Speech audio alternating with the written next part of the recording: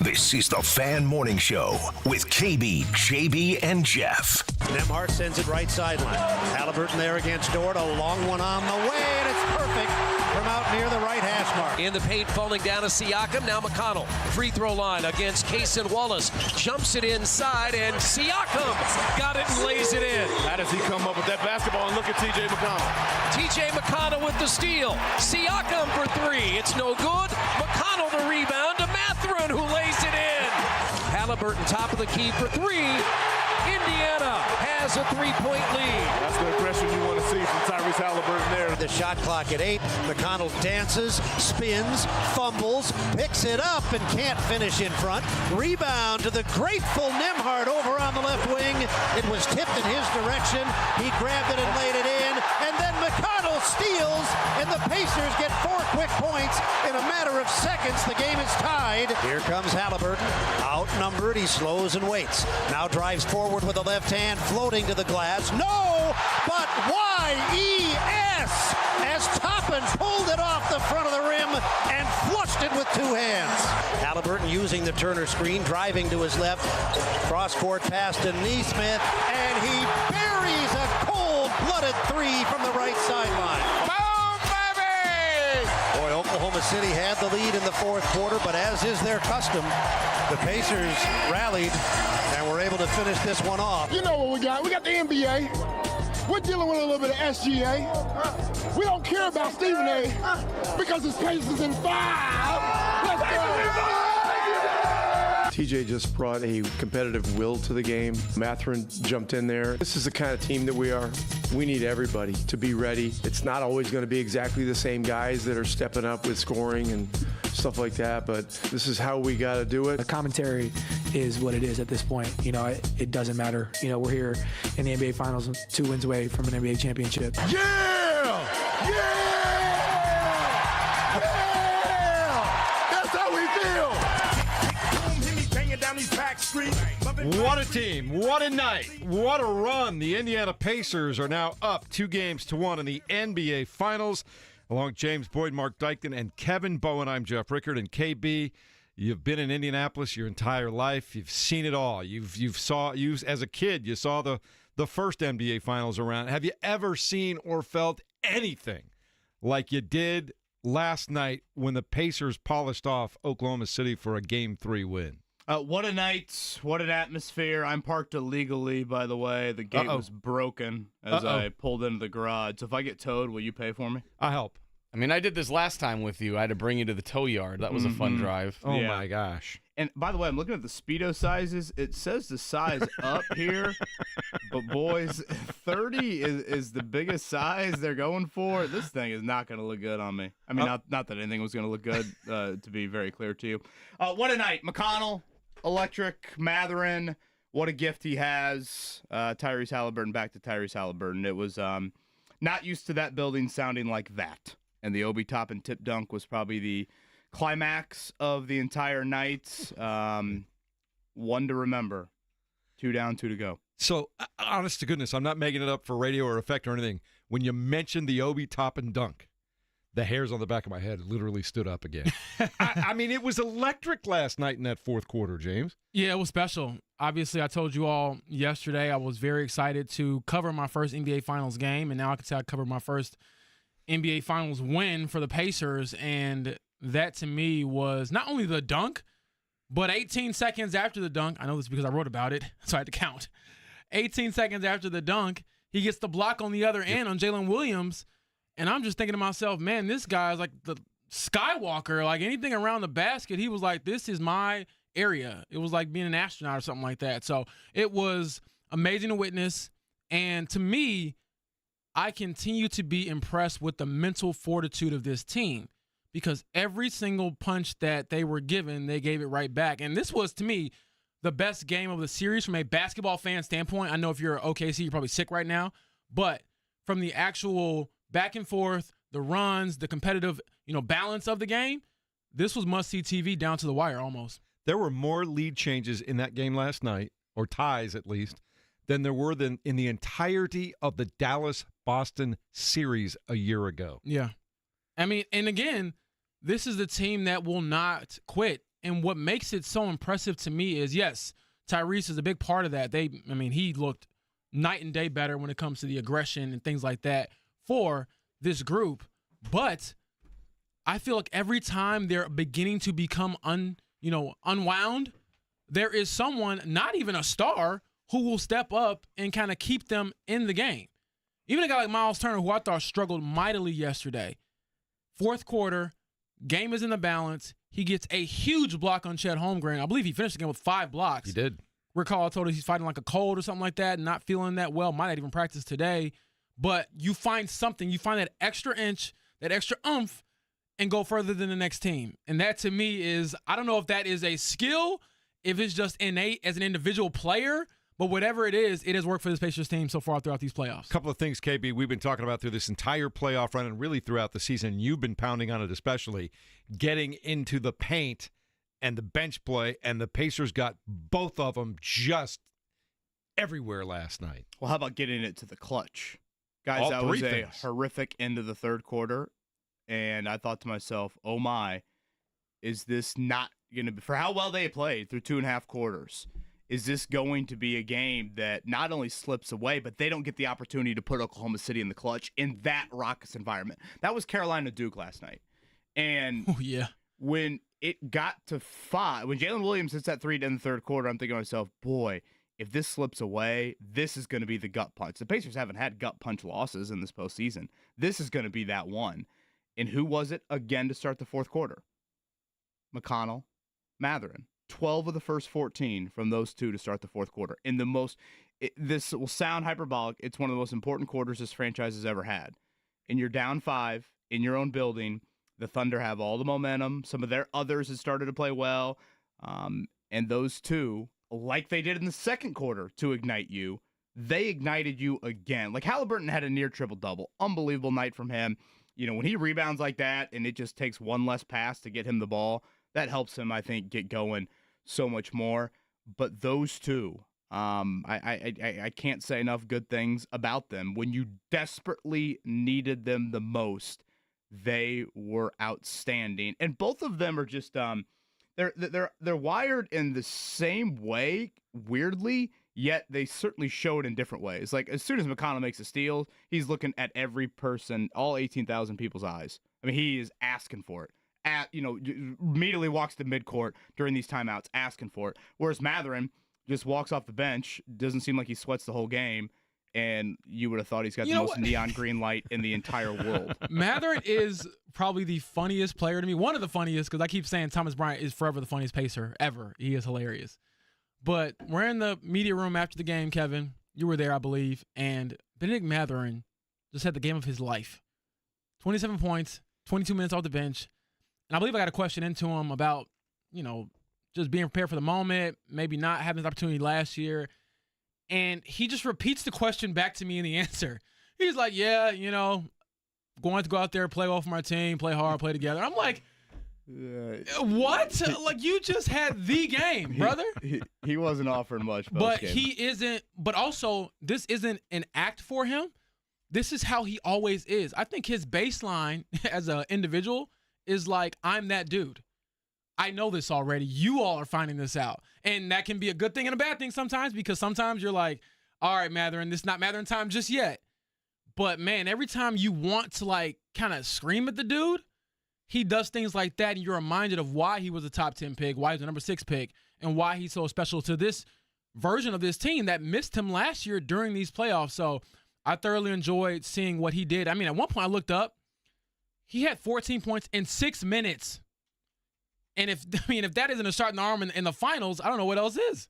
Well, he's certainly got a special talent, and I don't know if this portends for things to come or what his ceiling ultimately is. But when he plays under control and in the flow of the Pacers' offense as he did last night, man, is he something special. He was special last night, Kevin.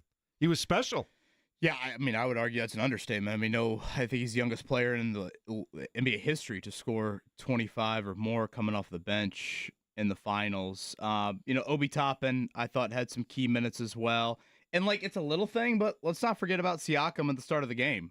The Pacers looked like they didn't belong. They had 4 dudes in that court that looked like they'd never played basketball before. And Siakam steadied the waters there. And again, what I thought was just, Zach Keefer had a great tweet last night. It was RCA Dome like in that building. At times it was like, wait a minute, what's louder, the Let's Go Pacers or the defense chant? They're like competing against each other with that. And you met the moment, and this team has met the moment every single time really this season. When you think about their response, haven't had back-to-back losses in 3 months. Last night, in the greatest moment yet, and emphasis on yet, you met it in a variety of ways. Siakam at the start, obviously Haliburton gets back to his All-NBA level. We've talked about McConnell and Mathurin, Turner, and we can go over the Rick Carlisle comments after the game. It definitely didn't sound great with what Turner's dealing with sickness-wise. But James pointed out the big-time defensive plays. And again, the response after what I thought was a really poor end of the third quarter. Maddie texted me at the end of the third quarter. She goes, "Are we going to win this game?" And I was like, "Yeah." And this was like with 90 seconds to go in the third quarter. And then the third quarter ended. And I'm like, "Oh boy, that was such a horrific end of the third quarter. I might want to take that text back." And then sure enough, boom, McConnell, Mathurin to start the fourth quarter once again. So they're on the brink. It has been bought for those curious on the title. If they would like, to share or maybe buy a similar looking Speedo here, men's Glimmer Brief Gold. $19.80 with $5.99 of shipping. Brother, I'll chip in. 30 waist, you said? 30 waist, which, boy, I haven't. That's the biggest size. So question, you don't have any other options here to perhaps get a bigger size? I haven't fit in a 30 waist. Well, how tall are you? You're like 6'3", right? I didn't have a big and tall Speedo. Armpit hair. I should probably go move my car, honestly. Yes, please go do that. We'll take care of the check down in a moment here. Okay. But please get that car in the garage, This okay? is the most casual person. And hey, shout out. Thank you, the fan, for letting me park in the basement, the lower level. I saw James Boyd drive right by me to the lower level, and I said, "Boy, I'm in Pleasantville up top. James down the penthouse." You see how they treat the real employees around here? This happened. Mark and I are up top. Jeff and James are down low. Yeah. This happened like 18 months ago, and Kevin was like, I'll wait to the second break, and by the second break, it was already towed. Brother, I'm like, Kevin, get out Do there. you know where you live? Yeah, let's hurry up and go do that. All right, we got the check down coming up for more details on the game last night. We'll get you ready to go for round one of the U.S. Open as well. Get your phone calls throughout the day. I'm looking forward to a fantastic day of Victory Thursday, James. It's a dub. Oh, my gosh. I'm so excited to talk about my experience last night, the experience for the city, the state. That was certainly very, very fun. All right, we'll do it all next on 93.5 and 107.5 The Fan.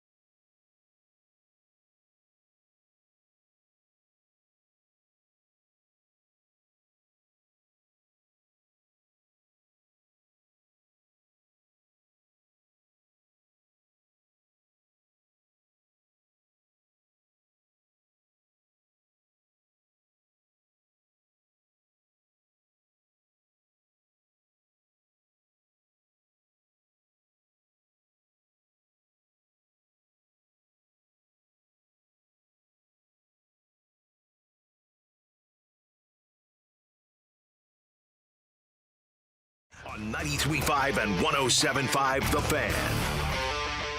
Good morning, Indianapolis. You're waking up to a 2-1 lead in the NBA Finals, James Boyd. I mean, it's real. And they're officially as close as they've ever been to an NBA title. Obviously, the last time didn't get the last 2 wins, but unlike the last time, you are up in this series and you're not trailing from behind. You're not facing Shaq and Kobe. You're feeling like you have a chance to really go win this thing on Friday and put some real pressure on OKC. So that was an amazing atmosphere last night. Grateful to be in the building, and shout out to all the fans who made it so special. Yes, they win this game last night, 116-107. They take the advantage in the NBA Finals. We've got some breaking news, James. Breaking news from 93.5 and 107.5 The Fan. Kevin Bowen, no toe in the garage. Your thoughts on Game 3 last night? Boy, nice job getting back up here so quickly. I just walked in the door and I thought this was going to be like real breaking news. I was like, dear Lord, it's 7:19 in the morning. What, did we have a hole-in-one to start the U.S. Open? That was thank you guys for letting me go down there. Right now for Pacers fans? I mean, you just hit a 3. You feel good, right? Yeah, the scene was walking from the station to Gainbridge Fieldhouse last night, then walking back. It was a scene. I mean, that play. Yeah. I don't know if there's enough beer in the town or enough, horns to be honked in the town. Boy, it is. It's quite something. It's something that I've never seen, and I can only imagine what Friday night would be like. I can only imagine what Monday or Thursday if it goes to a Game 6. Unbelievable last night again. Mathurin, McConnell, just tremendous, and Tyrese Haliburton for hearing all of that and to deliver like he did with a near triple-double. I actually thought his defense was pretty solid last night at key moments as well.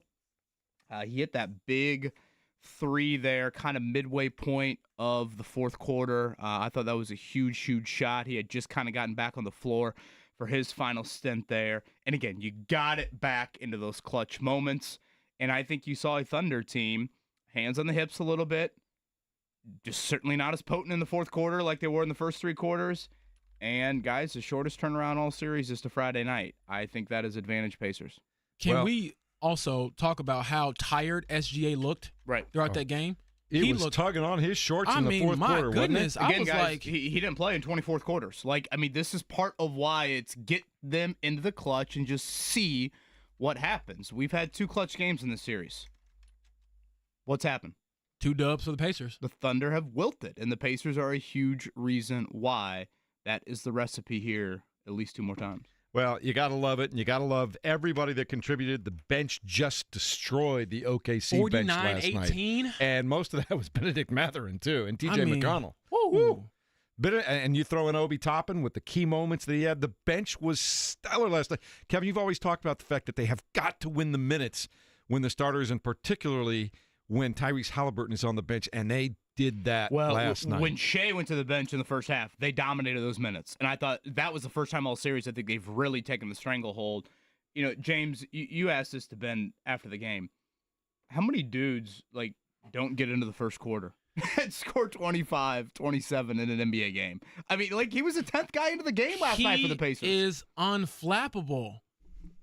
And you know what makes him – I was thinking about this last night as I was getting ready for bed and trying to go to sleep because I couldn't really. I'm always one of those nights where I saw 2 a.m. I'm like, damn, this isn't good for my health. Yeah, I'm always kind of wired to kind of stay up. And then, honestly, living that NBA life, you're usually not having to get up early. So when I was telling people I had to come on the show today, they were like, what? You have to be up at what time? And I'm like, yeah, come on, be a guest, one of these days. But Chris Denari at 8, by the way. He had a hell of a night. And by the way, we'll talk about that in detail coming up in a moment here. But just real quick, I think with this team, the most endearing part, if you're a true Pacers fan, is that they're inherently flawed in a sense. There is no player where you look like this guy can just do it all by himself. It is always the collective group. And you can say, Mathurin, sometimes you make my head hurt with your decision-making.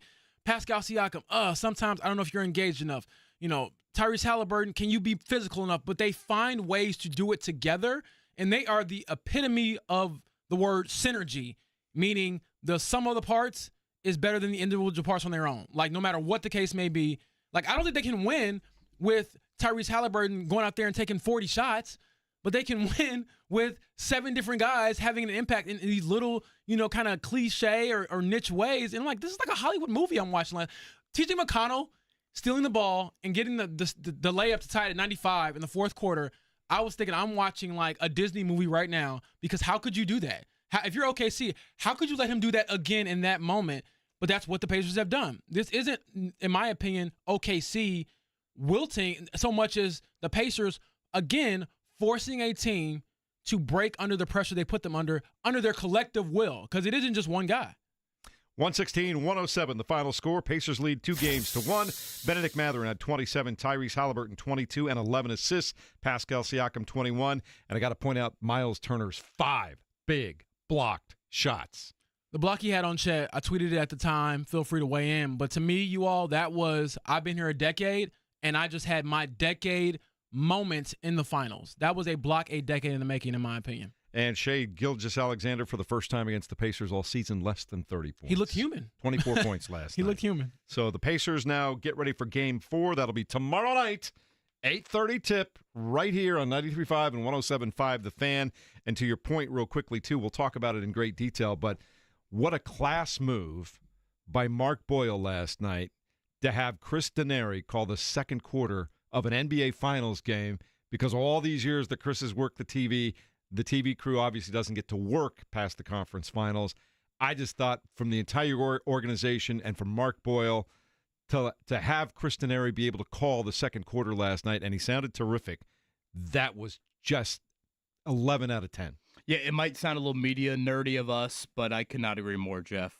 So freaking cool. I caught up with Chris at halftime. I go, "You're not giving up the mic, are you, after that second quarter?"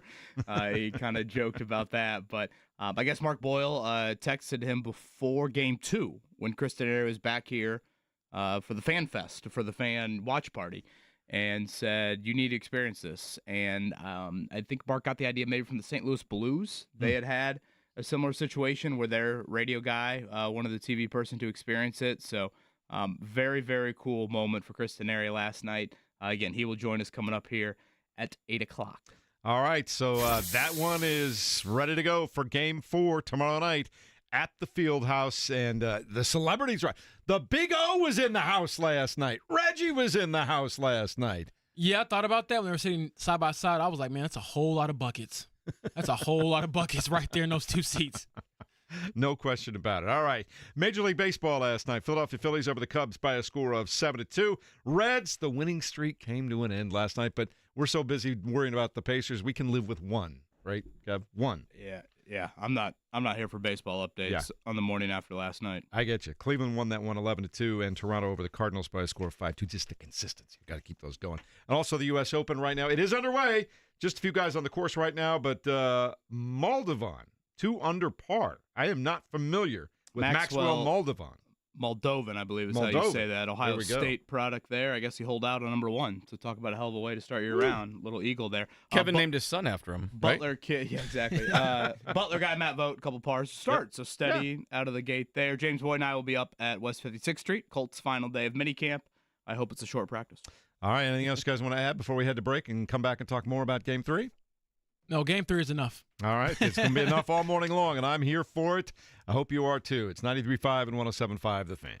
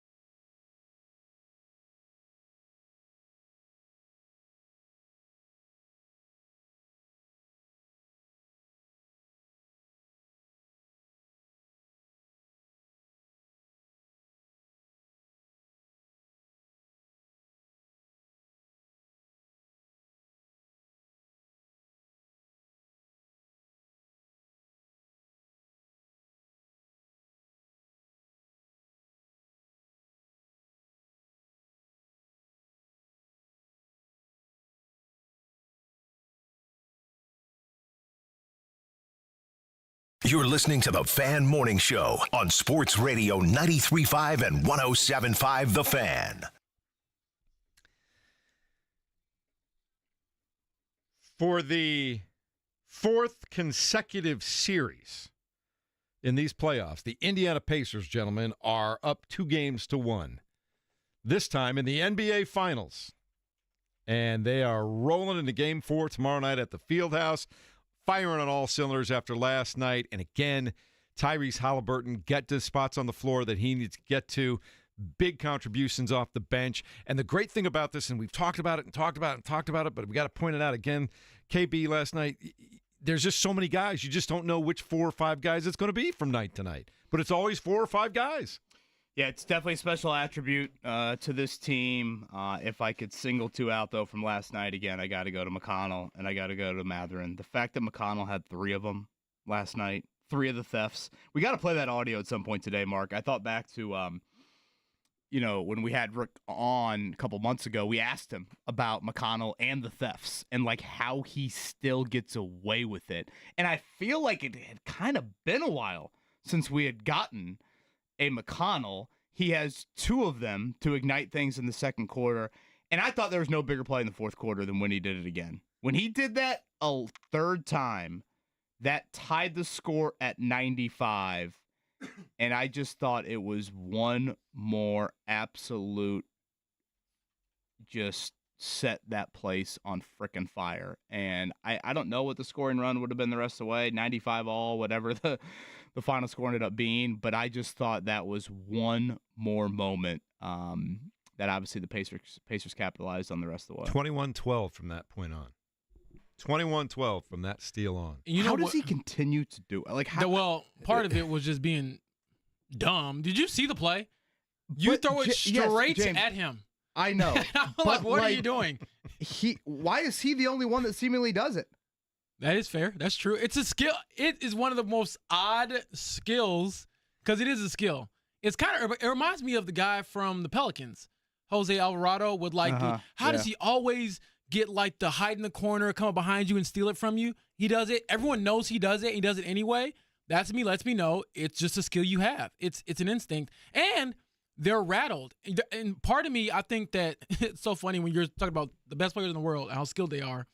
They're also not used to doing elementary things sometimes. I'm not used to, I get the ball out of the net and I have to worry about how I'm going to actually inbound it. Usually everyone's back already and it's just all right, make it's one little chance cut. To be casual. Mm-hmm. Yeah. And McConnell says there will be no casual. No. He is rude. He's like, you're not wearing sweatpants. No, we're dressing up for this. Yeah, you're not wearing sweatpants coming over to my house. You better come in with a little 3-button suit on. Thomas Bryant was talking about him after the game. They were asking him about TJ McConnell. And the quote was, Bryant said, I was on one team and we had the whole shoot around all dedicated to TJ McConnell. Make sure he doesn't get into the paint. Make sure he doesn't spray the ball as a passer. Make sure he doesn't get up into us and we throw away an easy pass and he gets a layup. TJ's on the top of the scouting report, man. The league knows and the guys still go to sleep. When he had the third theft, if that's what we're calling it, I was looking up how to spell kleptomaniac. Okay. Because I'm like, this is just rude at this point. My goodness. Let these guys inbound the ball. But no, it was, to me, another just little margin that forces you to think just a little bit more. And in these close games, man, I don't know what type of living these Pacers men have been doing to get this kind of good karma or just good vibes when you're supposed to be stressed out in these moments. They are calm. Well, they'll walk you down in those moments. And I would add one more on these McConnell plays. I think they're worth more than just 2 points on the scoreboard. I view it like it's like the OB putback dunk. Yeah, late. It's more than that. Yes. I think that it just simmers for a little bit. It's something that you can't get out of your system. You know you're gonna have to confront it in the huddle whenever the next huddle comes for the Thunder. They're getting asked about it nonstop post game last night. How inexcusable is it that TJ McConnell gets 3 of those on you in a game, and then going to Mathurin? We debate him probably more than any other Pacer. Maybe Haliburton, I guess, would be the only other one. And I just think, and obviously I'm biased, have been since the moment I wanted the Pacers to draft him, we just should realize how special of a gift he has. in being a microwavable 3-level score. You say that, and I can already hear myself watching Game 4. Like, why did you do that? But like, it's just. But I will say, the good has definitely outweighed. And I think so much of it, James, comes throughout from these like, last few playoff games. I think so much of it comes from people saying like, why can't you do that 82 nights out of the year? String it, et cetera, et cetera. If you could just clean up a couple other things, you could be a true star. It gets back to the old adage, and this sounds like kind of like an NFL scout. Stop nitpicking what he can't do and tell me what he can do. Didn't Rick say something of that variation when we were talking about Ty before the finals? He was like, when we got him, he's unorthodox. He does things differently. He jumps to pass. And he was even saying, as a coach, you have to kind of take that out of your own mind. Like, this is how I'm supposed to coach. This is how I'm supposed to teach. And I'm like, wait a second. His rules are different than others, or his skill set is different than others. His upside is different than others. So, and what can Ben do? Ben gets buckets. He can score. And if you look at the list of people that have scored that number at that age coming off the bench in an NBA Finals game, it is about as star-studded as a group as you are going to find. And the first 20-point game of the NBA Finals for the Pacers, it's Mathurin. And on a night where Nesmith's battling foul trouble, Nembhard's battling foul trouble. Guys, it's not like you got off to a great start. Nembhard had 3 fouls in the first half. The timeout of disgust was Carlisle in the first quarter. The timeout of disgust in the third quarter was Carlisle. So both times your starting unit let you down to start the game and start the second half. You needed the microwave. And yeah, at times, I guess you want to carry out the analogy, maybe you forgot you had something in the microwave. And Ben does have those moments where, oh, bleep, I just ruined it. But he still brings an insanely special gift. And in the playoffs, when things bog down and scoring against a defensive team like that can be difficult, when you can hand him the basketball and say, dude, just try and get us a bucket. It might be a turnover, but he can also have nights like that. There's really not many like him, and certainly not on this team. Well, he helped key them to a 40-point second quarter that really put them back into the game, put them in position. Looked like it might get away again in the third quarter. And then the starters down the stretch, and including Mathurin, they left him in, they were just terrific. And we talk about all the defense that TJ has played. We talked about the 5 block shots that Miles Turner had. Tyrese Haliburton was very active with his hands, stealing some things and making some things happen on defense, I thought, last night, too. He was very active, James. Yes, and I do want to give, we've talked so much about the other guys, but Ty had a huge shot late. He had the huge steal, to your point, Jeff, where he gets – that was like just drive-by, passing lane, pick six. That's how I would describe it, a pick six, because no one was near him, and he's going to the basket, and I could hear some fans, they're like, yelling or getting up in anticipation. And I'm like, he is not about to windmill this. So I don't know. This is a great play, but this is not Mathurin on the break. He just wants to put the ball in the basket. Yeah, because I'm like, if Obi would have had that, we would have saw a through-the-legs dunk in the NBA Finals. But Ty, I'm like, no, he's not doing that. Knowing, like, the little ankle thing he's dealing with, I'm like, there's no way he's about to windmill this if somebody asking for that in the crowd. But that was funny to hear. But on top of that, the play where I thought, man, this dude has changed his mindset a bit for this game. He comes off the double pick or the drag screen in the fourth quarter, and he has Harkenstein on him. And a lot of times Tyrese will attack the big and try to go downhill and get somebody cutting back door or flare out to a three. He yanks the ball back, step back, three. They go up 3 points. I think at that point it might have been like 101-98. They never trailed again after that shot. And he had a number of those types of aggressive plays where I was thinking, okay, this dude is willing to live or die with me at least taking these shots. I'm not saying he's never afraid of the moment, but sometimes you're like, Ty, just get to the moment. You know what I mean? Like, score enough to get yourself in that moment, get in the groove.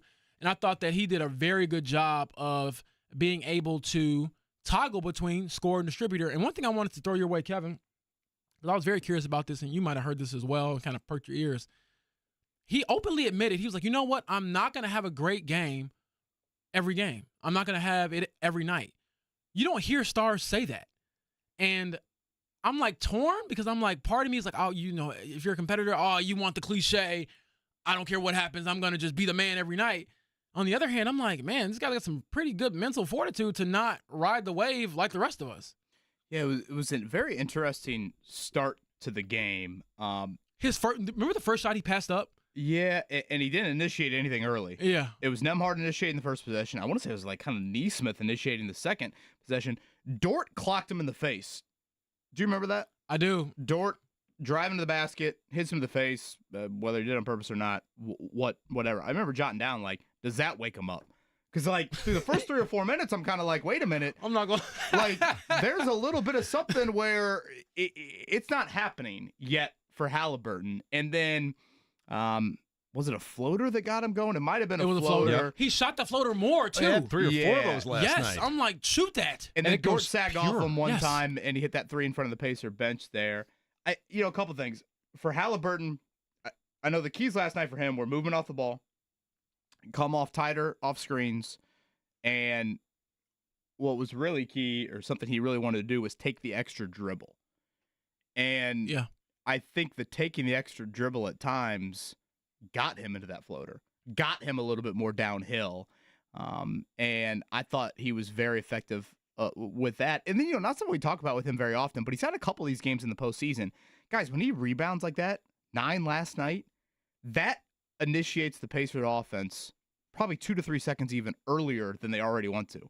It's not Siakam having to look for him. It's not Nesmith having to look for him.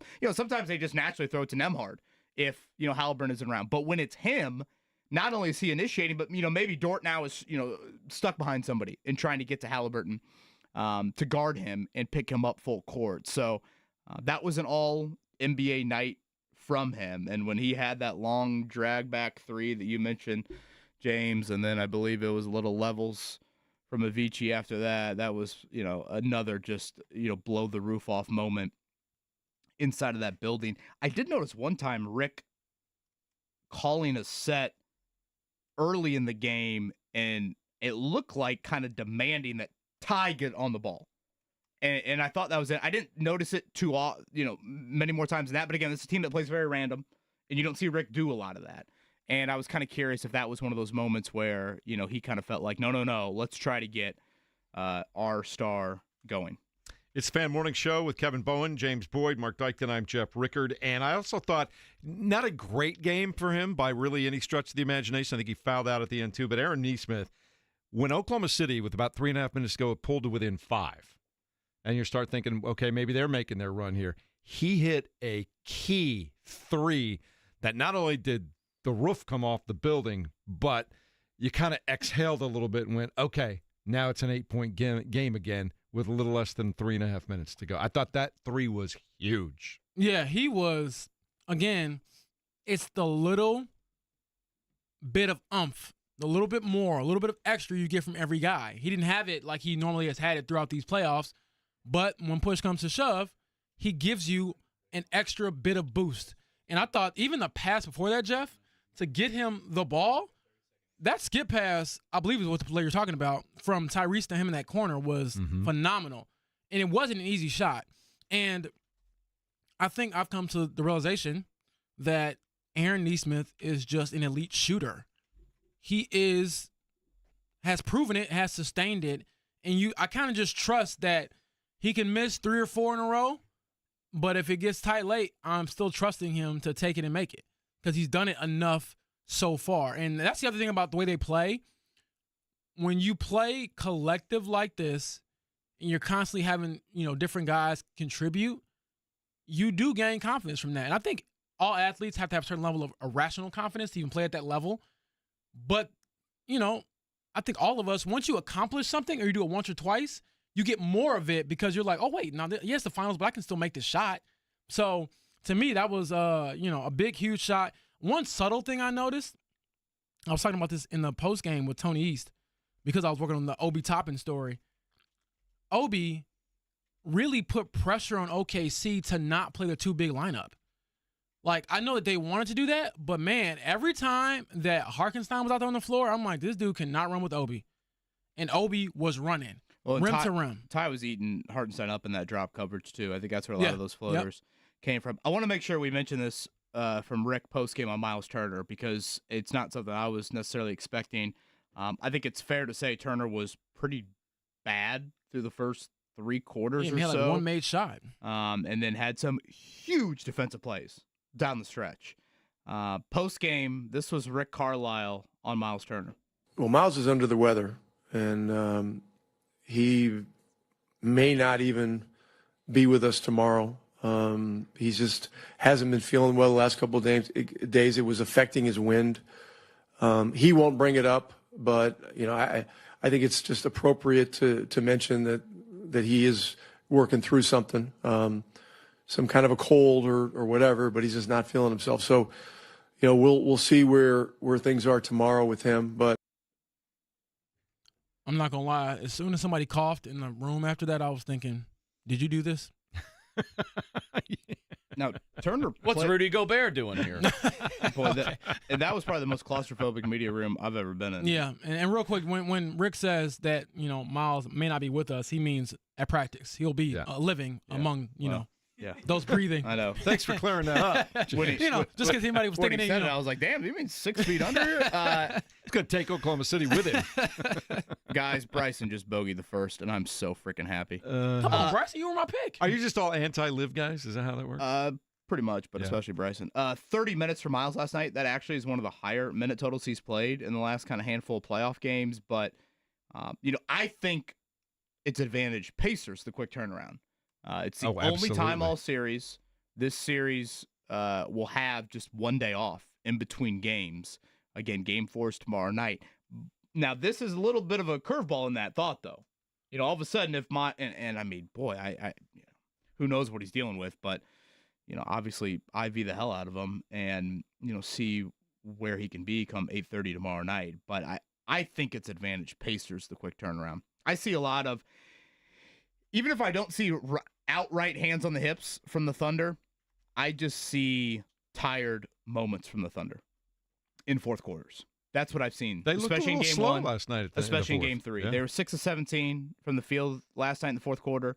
They didn't hit a 3 after shooting the cover off of it the first 3 quarters. They had, I think, 5 turnovers in the fourth quarter. So quick turnaround to me is advantage Pacers. Now we'll see where Miles Turner is at. And James, correct me if I'm wrong, didn't Rick say pregame we have some guys dealing with some stuff? And I thought he said plural. I'm not so sure. Okay. It was a very intimate setting. I was thinking, am I on a date or am I reading ready for the finals? Because it was the room that they did it in, for those who don't know, it is usually very bright. There's tables in there. You're like walking into a lab. And then I walk in yesterday for the NBA Finals, and the lights are dim, and they got this different background, and everyone's dressed super nice. And I was like, what is going on?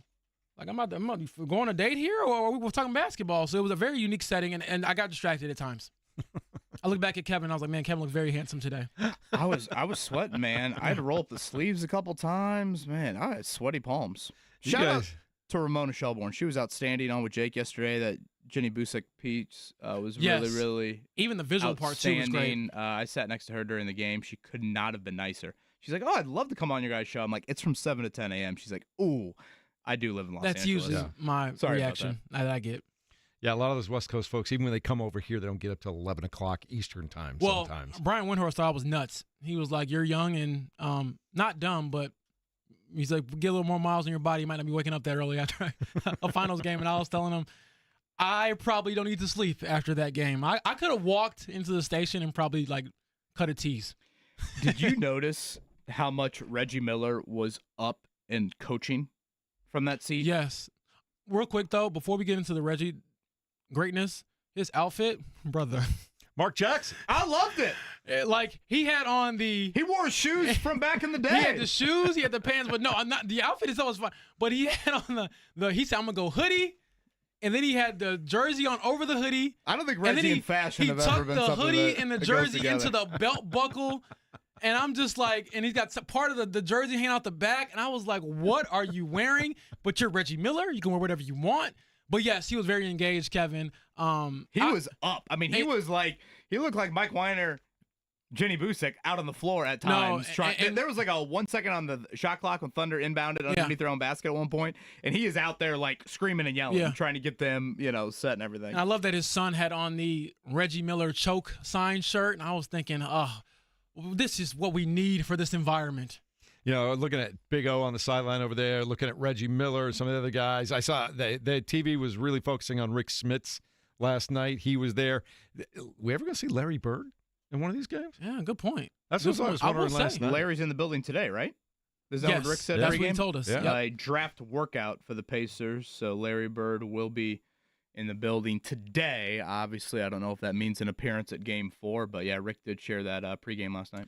All right, it's Fan Morning Show with Kevin Bowen, James Boyd, Jeff Rickard, and Mark Dykton over there. Your chance to hang out with us is coming up in August at the Fan and Franciscan Charity Golf Tournament. I'm looking forward to it. All the guys are going to be there. We want you to be a part of it. The event isn't just about golf. It's an opportunity to get together as a community and really support the Franciscan Foundation, which is our cause on this, and they're doing a fantastic job of really helping us to put this on. It's going to make a meaningful impact. It's going to be a great day on the course. It's going to be at Legends, August the 7th. Shotgun start at 10 a.m., Legends Golf Club down south. Get your clubs ready and join us for a memorable event. Don't miss the chance to make a difference with every swing. Starting to look forward to that a little bit, too. And it's getting late in the summer, and the Pacers are still playing, and I love it. And we've got more on that, including your phone calls at 239-1070. Coming up next at 93.5. And a great story with Chris Denari. Yeah, unbelievable Coming up story. next. And we'll hear some of that at 107.5 The Fan.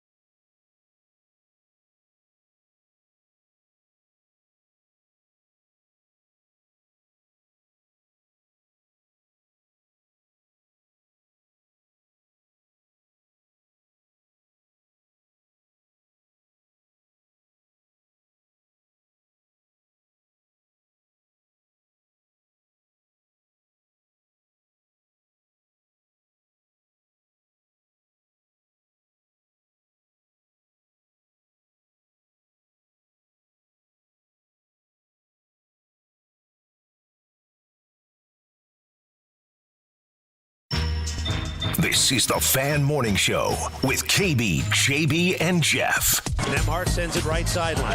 Haliburton there against Dort. A long one on the way, and it's perfect from out near the right hash mark. In the paint, falling down to Siakam. Now McConnell. Free throw line against Cason Wallace. Jumps it inside, and Siakam got it and lays it in. How does he come up with that basketball? And look at TJ McConnell. TJ McConnell with the steal. Siakam for three. It's no good. McConnell the rebound to Mathurin, who lays it in. Haliburton top of the key for three. Indiana has a three-point lead. That's the aggression you want to see from Tyrese Haliburton there. The shot clock at 8. McConnell dances, spins, fumbles, picks it up, and can't finish in front. Rebound to the grateful Nembhard over on the left wing. It was tipped in his direction. He grabbed it and laid it in. And then McConnell steals, and the Pacers get 4 quick points in a matter of seconds. The game is tied. Here comes Haliburton. Outnumbered, he slows and waits. Now drives forward with the left hand, floating to the glass. No, but Y-E-S as Toppin pulled it off the front of the rim and flushed it with 2 hands. Haliburton using the Turner screen, driving to his left. Cross-court pass to Nesmith, and he buries a cold-blooded 3 from the right sideline. Boom, baby! Boy, Oklahoma City had the lead in the fourth quarter, but as is their custom, the Pacers rallied and were able to finish this one off. You know what we got? We got the NBA. We're dealing with a little bit of SGA. We don't care about Stephen A. because his pace is in 5. Let's go. TJ just brought a competitive will to the game. Mathurin jumped in there. This is the kind of team that we are. We need everybody to be ready. It's not always going to be exactly the same guys that are stepping up with scoring and stuff like that, but this is how we got to do it. The commentary is what it is at this point. You know, it doesn't matter. You know, we're here in the NBA Finals, 2 wins away from an NBA championship. Yeah! That's how we feel. Mark Dykton, glorious. The Pacers can win a game 3, and game balls around. Benedict Mathurin, TJ McConnell, certainly Tyrese Haliburton. Can we get that guy on? You know what I'm we talking just about. had him on. His ability to just rattle off the We got an SGA NBA. comment. It's beautiful. It's Little Pacers in SGA. 5. Just so smooth. We don't care what Stephen A. got to say. You know the Pacers key. in 5. The key last night was when, yes, you heard that voice correct, and that voice was on these airwaves, I believe, calling a basketball game on radio for the first time in a decade. When the mic went to Chris Denari in the second quarter, folks, the game started to turn. And let's head to the Payless Liquors hotline right now. The man that you did hear on the call last night for the second quarter. He is the television voice of the Indiana Pacers, but he's got a bunch of radio in that background, and you heard it last night. He is Chris Denari. Chris, good morning to you, sir. How are you? Hey, good morning, guys. I think I just saw James a few hours ago. We were I didn't leave the media room. I think it was like 12:45 or something like that. So I saw James hanging around. We were Bontemps and Windhorst were there. That's the great thing about the NBA Finals. All the people that you correspond with and communicate by text or voicemail, you get to see in person. So, yeah, it was a late night, but it was truly, truly enjoyable. Well, when I texted you to see if you could come on, I felt a little bad about it, but you did reassure me that 8 a.m. was fine and well, so thank you for the time. I don't think it's just media nerdy us that thought last night was really freaking cool for you to have the opportunity, courtesy of Mark Boyle, to call an NBA Finals game there in the second quarter. For those that missed this story, could you walk us through Mark contacting you on Sunday and allowing you to get in on the NBA Finals? Yeah, it was Sunday. I was seated at my usual seat at Gainbridge Fieldhouse where I call the games for the watch party. And we had, 15,000 people there. And it was it seemed like it was about 15 minutes before tip. I think it was in the pregame show. I get a text from Mark that just says, hey, I'd really like for you to do the second quarter of game 3. And I texted him back. I said, what are you talking about? You're the radio voice of the Pacers. And, he said, nope. He goes, you've earned it. You deserve a chance to call, a finals game. And so I reached back out to him and I said, "Are you sure?" He said, "Absolutely." And so I had to get back into my prep mode. I mean, the last game that I did was Game 5 of the Bucks series. And as I told you last night, Kevin, the last radio game I did was Game 5 of the WNBA Finals in 2015, Fever at Lynx. But as you said, I've done a lot of radio. That's how we all get our start. And so I just had to get back into that radio play-by-play mode. And, fortunately last night the team cooperated with a 40-point quarter, so that made it truly enjoyable. Well, good on Mark Boyle and great on you to deliver. It was fun to listen to, and it was outstanding. And as always, you did a great job. We were listening to the open there that included some of your play-by-play and some of Mark's down the stretch, and then we always include Slick at the very end. Do you still think about Slick in moments like last night? Because, man, I was thinking in that fourth quarter down the stretch, how much fun would he be having on the radio right now? Oh, no question, Jeff. And for me, ironically, I tell people the very first game I ever did for Pacer Sports and Entertainment was not a Fever game on radio or TV. It was a Pacers game with Slick back in 2000. I had just been hired to do the Fever. I had known Slick for a long time. My dad and mom went to college at IU with Slick and Nancy. And so on the morning of the final regular season game, Al Albert's either his mother or father passed away, and they moved Mark Boyle to TV. And Larry Mago at the time called me at 10 o'clock in the morning. I'm at my regular job at Methodist Sports Medicine. He asked me if I could come to the game tonight. And I'm like, well, yeah, maybe, who do I need to meet? He goes, I need you to do the game. So at 10 o'clock in the morning on the final day of the regular season, I'm about to do my first NBA game, and I was able to do it with Slick.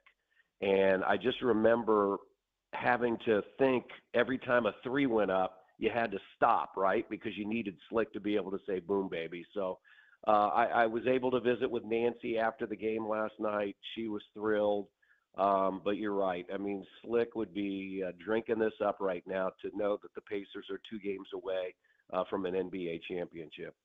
Chris, when you look at the way Tyrese Haliburton bounced back, and beyond just this game, just this run in general, I made a Bobby Plump reference in my story the other day about him and how it feels like it's this Hoosier-esque run, this Milan-esque run.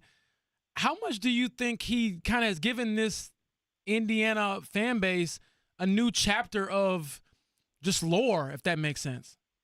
Well, there's no question about that. And, I think we all know that this franchise changed when the Pacers acquired him a few years ago. And I give him a lot of credit, and I also give the coaching staff, because this is a very tedious thing that they go through, looking at all these games and, trying to figure out, how do you solve the league's best defense? That's what Oklahoma City is. And so I give Tyrese a lot of credit. Last night I thought there was the way he attacked early, I thought was important. Hearing that Mark call of the big three-point shot that gave the Pacers a lead at 101-98.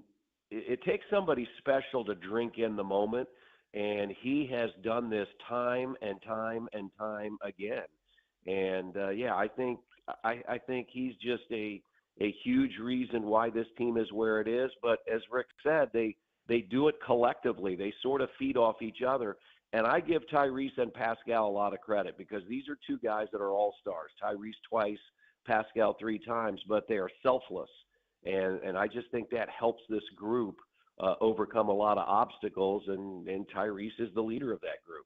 And then one more. We talked about the leader of the group being Tyrese, but we do know it is the entire group is the reason why they have a 2-1 lead in this series.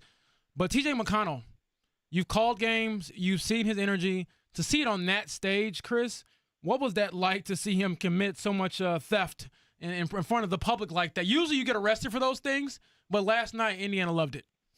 Yeah, my partner on television, Quinn Buckner, terms them, those are McConnells, and I think he got a couple of double McConnells last night, because he not only got the steal, but he got the basket. And you just are amazed each and every time he does it. And, listening to you guys talk about, Thomas Bryant saying that the head of the scouting report was TJ McConnell, know where he is at all times. It's just amazing that he keeps doing it. And what he did last night, 10 points, 5 assists, 5 steals, have never seen anything like that off the bench in the NBA. And again, clearly another reason why the Pacers have been so successful. Well, Chris, it hasn't happened. That was the first time, I believe, in NBA history for a guy to come off the bench and have 10, 5, and 5 in that fashion in the finals. Yeah, I mean, that's what's crazy, guys. I mean, we are seeing things from this team that we have never seen in the history of the NBA. When you look at all of these last-second comebacks, the shots by Tyrese, what TJ did last night, and the good news is, you're in the lead, you're 2-1, but you've got a big game tomorrow to try to give yourself some distance and get a game away from winning an NBA title.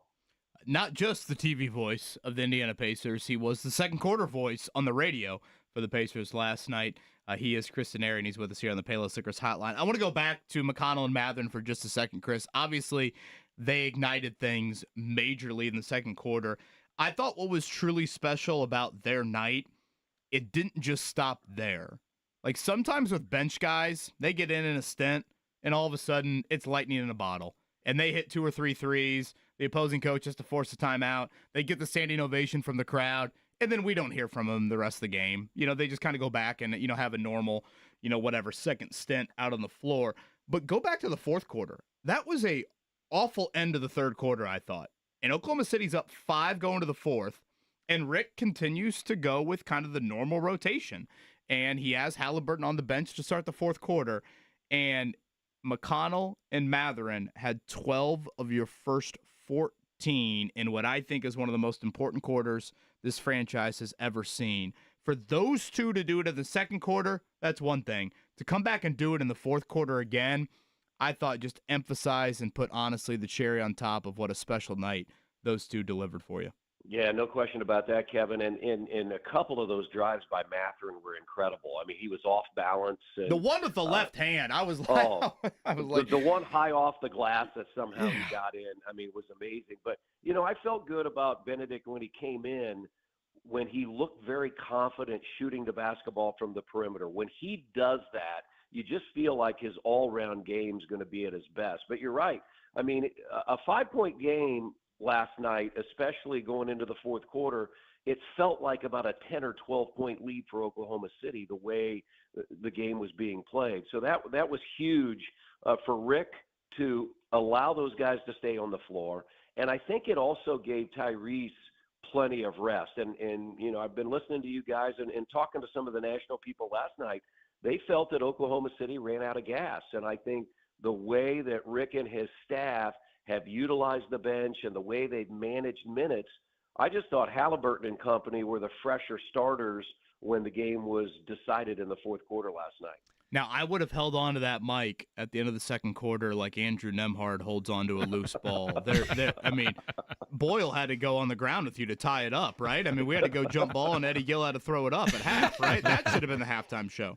It was funny as the quarter's progressing. I had to look down and go, man, they may have a 40-point quarter here, So it was a lot of fun. I'll tell you what, it went for what I told my wife last night. I said the quarter went pretty fast, and I don't know. It's just because it just felt different. One of the things I've always said, I've been blessed in my career to do both radio and TV, and they're absolutely different. Of course, on TV you have video, and when you're on television, you're constantly thinking, am I talking enough? Am I not talking enough? You sort of balance that. And when you get on radio, you realize, hey, I've got to describe it because that person at home is sitting in their chair, and they're trying to picture what you're painting. And I think Mark Boyle does it the best of anybody I've ever listened to. And so I was cognizant of the fact last night that, hey, let's make sure you're not doing this like a TV play-by-play guy.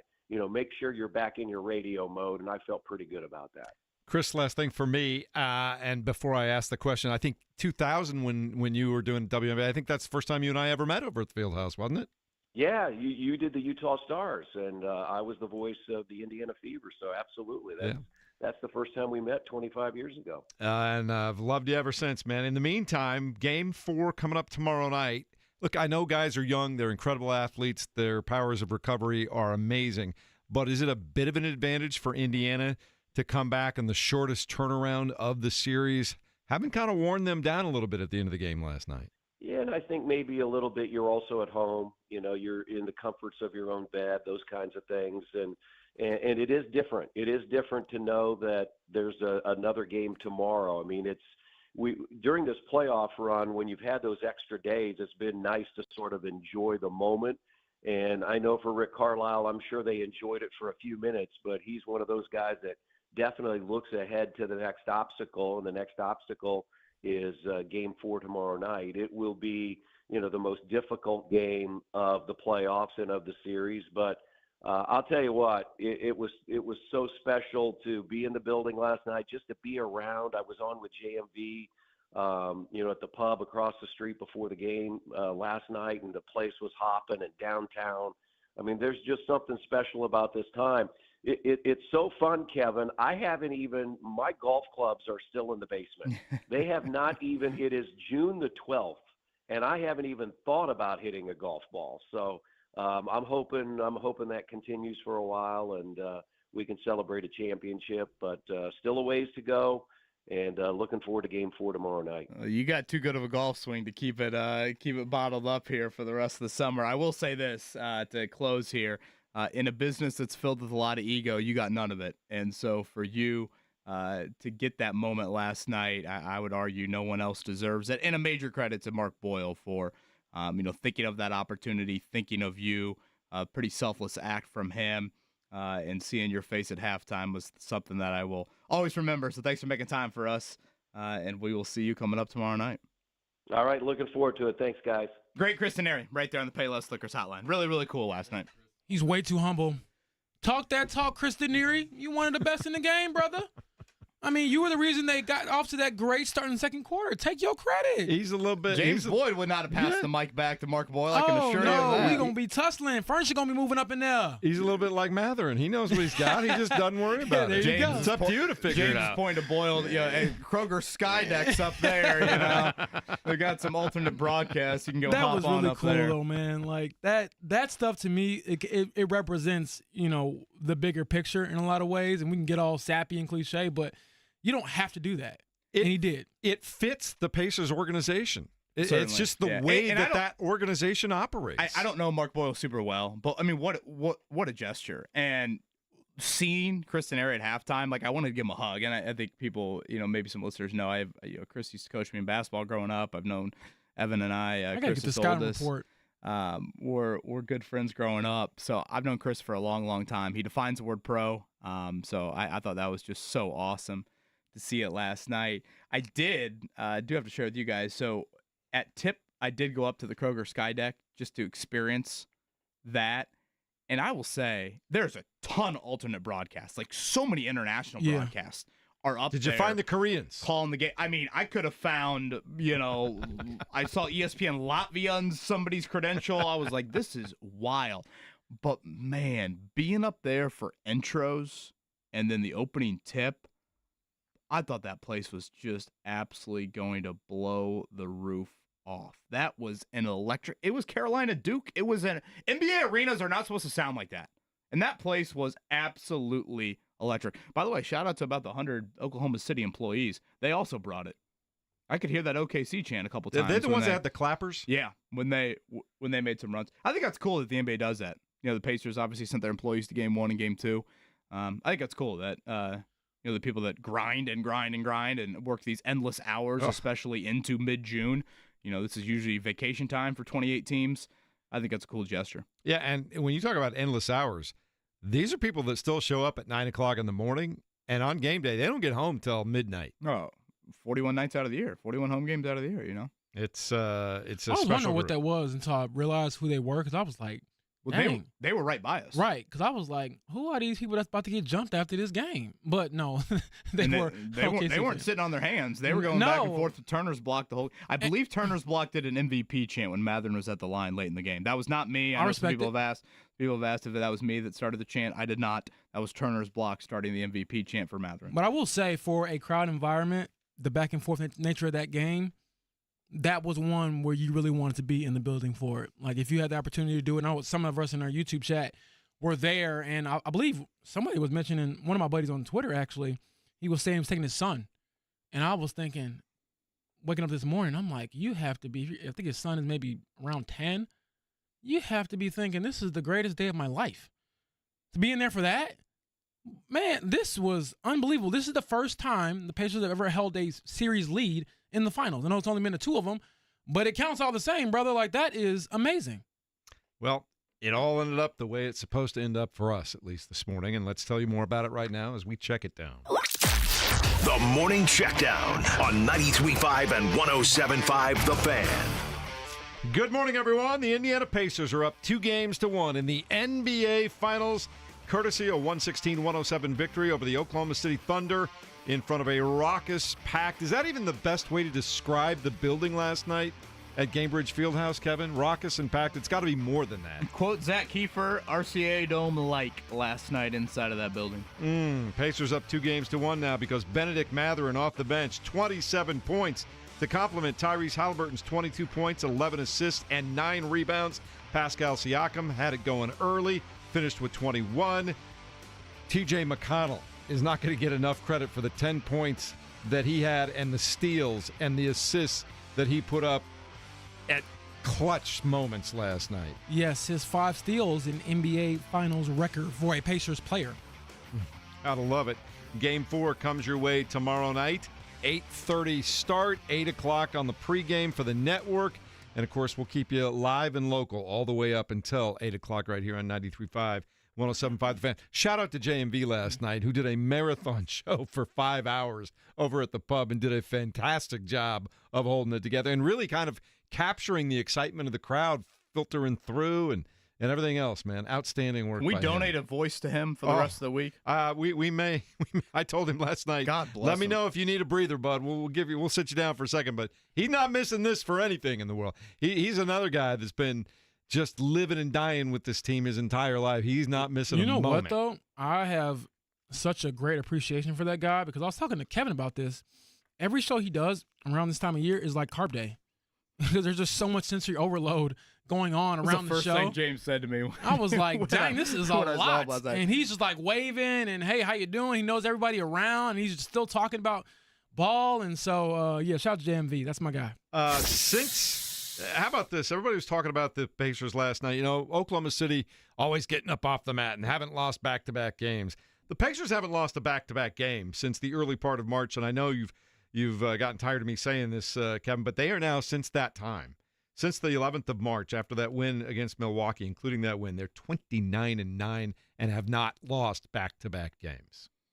Pacers are right there with anybody. They belong here. They're as good as anybody. They're up 2-1 for a reason. Honestly, might be their best trait, their ability to respond, not let things snowball. I say that individually. I say that team-wise. And, that's a big reason why after game 1 I said, guys, this is going to be Pacers in 6. They don't let things linger. Bad things linger. I mean, they don't. And I think it's advantage to them, the quick turnaround. We'll see about Miles Turner, where he's at from an illness standpoint, but their ability to just show resolve, respond, all of it, it is a championship level quality, and the Pacers embody it. Did you get expedited shipping in case this ends in 5? I got 4 to 5 days in the shipping. So what is that? Does that? I don't really order a lot of stuff. Does that include the weekends, or is that straight Monday through Friday days? What do you mean? Amazon Prime? No, I got it off some. I don't know. Did it specify business days? It's coming from Laos. Mark, now you got me a little patient here. Is it stretchy material? Does it expand? That's the question. It's a size 30 waist. It's going to be expanded whether it wants to or not. The shipping costs $5.99. I don't know. I need to check a little order details. Early scores at the U.S. Open. So if they win Monday. If they win it Monday, I mean, don't we wait a day for the parade? I mean, wouldn't the parade be Wednesday? Is this, by the way, are people saying I'm jinxing the Pacers right now? Yes, you're way too early right now. Mark brought it up. I'm just answering the question. Well, Isn't that I'm good just radio? saying. I'm saying when you do your lap, when and if it happens, you have to do it the day of the parade. Sure, I'm the lead of the parade. Yeah. Right. Jeff will be like having the horn say, "Come on, give me a couple more laps." He'll be yelling at you out the car with his jersey on. I'll be all Herb Brooks again. I thought it was just. I thought it was just un lap. Well, come on, Kevin. It's the first NBA championship the team would ever have. You can only get one out of you. I'm a little nervous about the fabric. You're gonna be too deep in I'm a little Miller nervous Lights. about the Come fabric lasting more than one lap here. The circle's not the size of the IMS. You can get a couple laps in. Yeah, easy for you to say when you got a T-shirt and shorts on and you're up here in studio. Hey, I didn't make that wager. JJ Spawn, Adam Scott at the top of the leaderboard right now. JJ's 2 under par. Adam Scott and a couple of others are at 1 under par.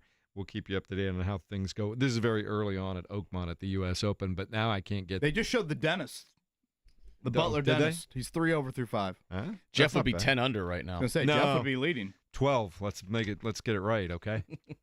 Course record. It gets. You see how it works now, right, James? It just gets worse and worse every day. Hey, that's how it goes. I mean, you threw it out there first, so once it's out there in the Ethernet, you know that this guy is gonna crush us for Evan it. Beck here, 3 over through 3. That is on Jeff Pace. Jeff told us yesterday he'd shoot 90 at Oakmont. So far, him and Evan Beck, heads up, would be a great match. Did right I mention from the front tees? Brother, it don't matter what tees. Preach. It's the smartest golf comment James Boyd's ever made. I know what I'm doing. I've played once in 3 years. Are you kidding me? All right. Coming up in a moment, we will continue to talk about Game 3 of the NBA Finals because it went the Pacers' way, and they now try to move to a Game 4 and really take control of the series. We'll talk about it next. And get your comments as well at 239-1070 as we continue on The Fan.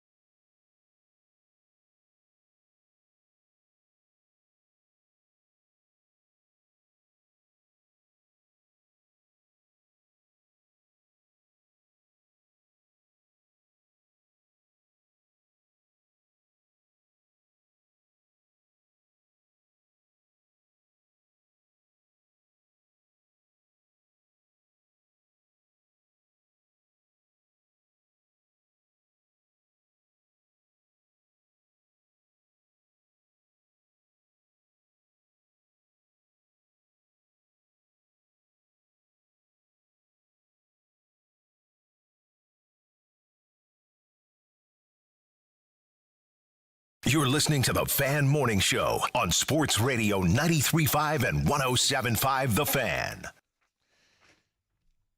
I am so happy for everyone here in Indianapolis. Of course, nice little nod there to the late Brian Wilson, who passed away yesterday, Mark. Yep. Beach Boys. Look at you swaying over there to the Beach Boys, man. I'm feeling good. I'm feeling good. You see the hips? All-time great song. It is. All-time great band. All-time just amazing to listen to over the years. Saw them in the Temptations a few years ago at White River. That's They're not outstanding. bad. Was all the original Temptations? Of course not. No. Okay. Checking. I'm so sorry.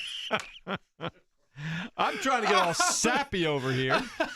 Appreciate that. Oh, the disgust in Mark's voice. I wish it was, but time has not been kind. He's like, I saw the T-move Temptation. Well, because I know how that goes, so I just wanted to make sure what we did see. This guy's Rogers' Ain't nobody ninth coming cousins, to see you, Otis? Yeah. Oh, God. They were my great, goodness. but it was not the originals. Well, we're seeing an original at the Fieldhouse right now because this Pacers team plays its own brand of basketball, and they are living large right now. And what I was going to say is, I was listening to the first 10 minutes of Jake Query's show yesterday, and I was so happy for Kevin this morning. I know even though your happiness was muted with the parking situation early this morning, but all the people that I've come to know and love in the coming up on 14 years that we've been here now, and we had traveled here even before we moved here, and I love this city, and I love the people in it, but to hear Jake yesterday and JMV and you, Kevin, this morning, and Chris Denari, who I've known for 25 years now, it's so much fun to see this happening through all of your eyes and voices, and I just can't get enough of it. I can't get enough of this team. I can't get enough of this city. I can't get enough of the guys that have watched it happen for your entire lives. It's amazing stuff, Kevin. Yeah, I thought one of the coolest things from last night that I will never forget was just the walk from the station. I parked here last night, and the walk over, first off, it feels like we finally have hit a sunny day for the first time in 25 days. Yesterday was great, just a great day.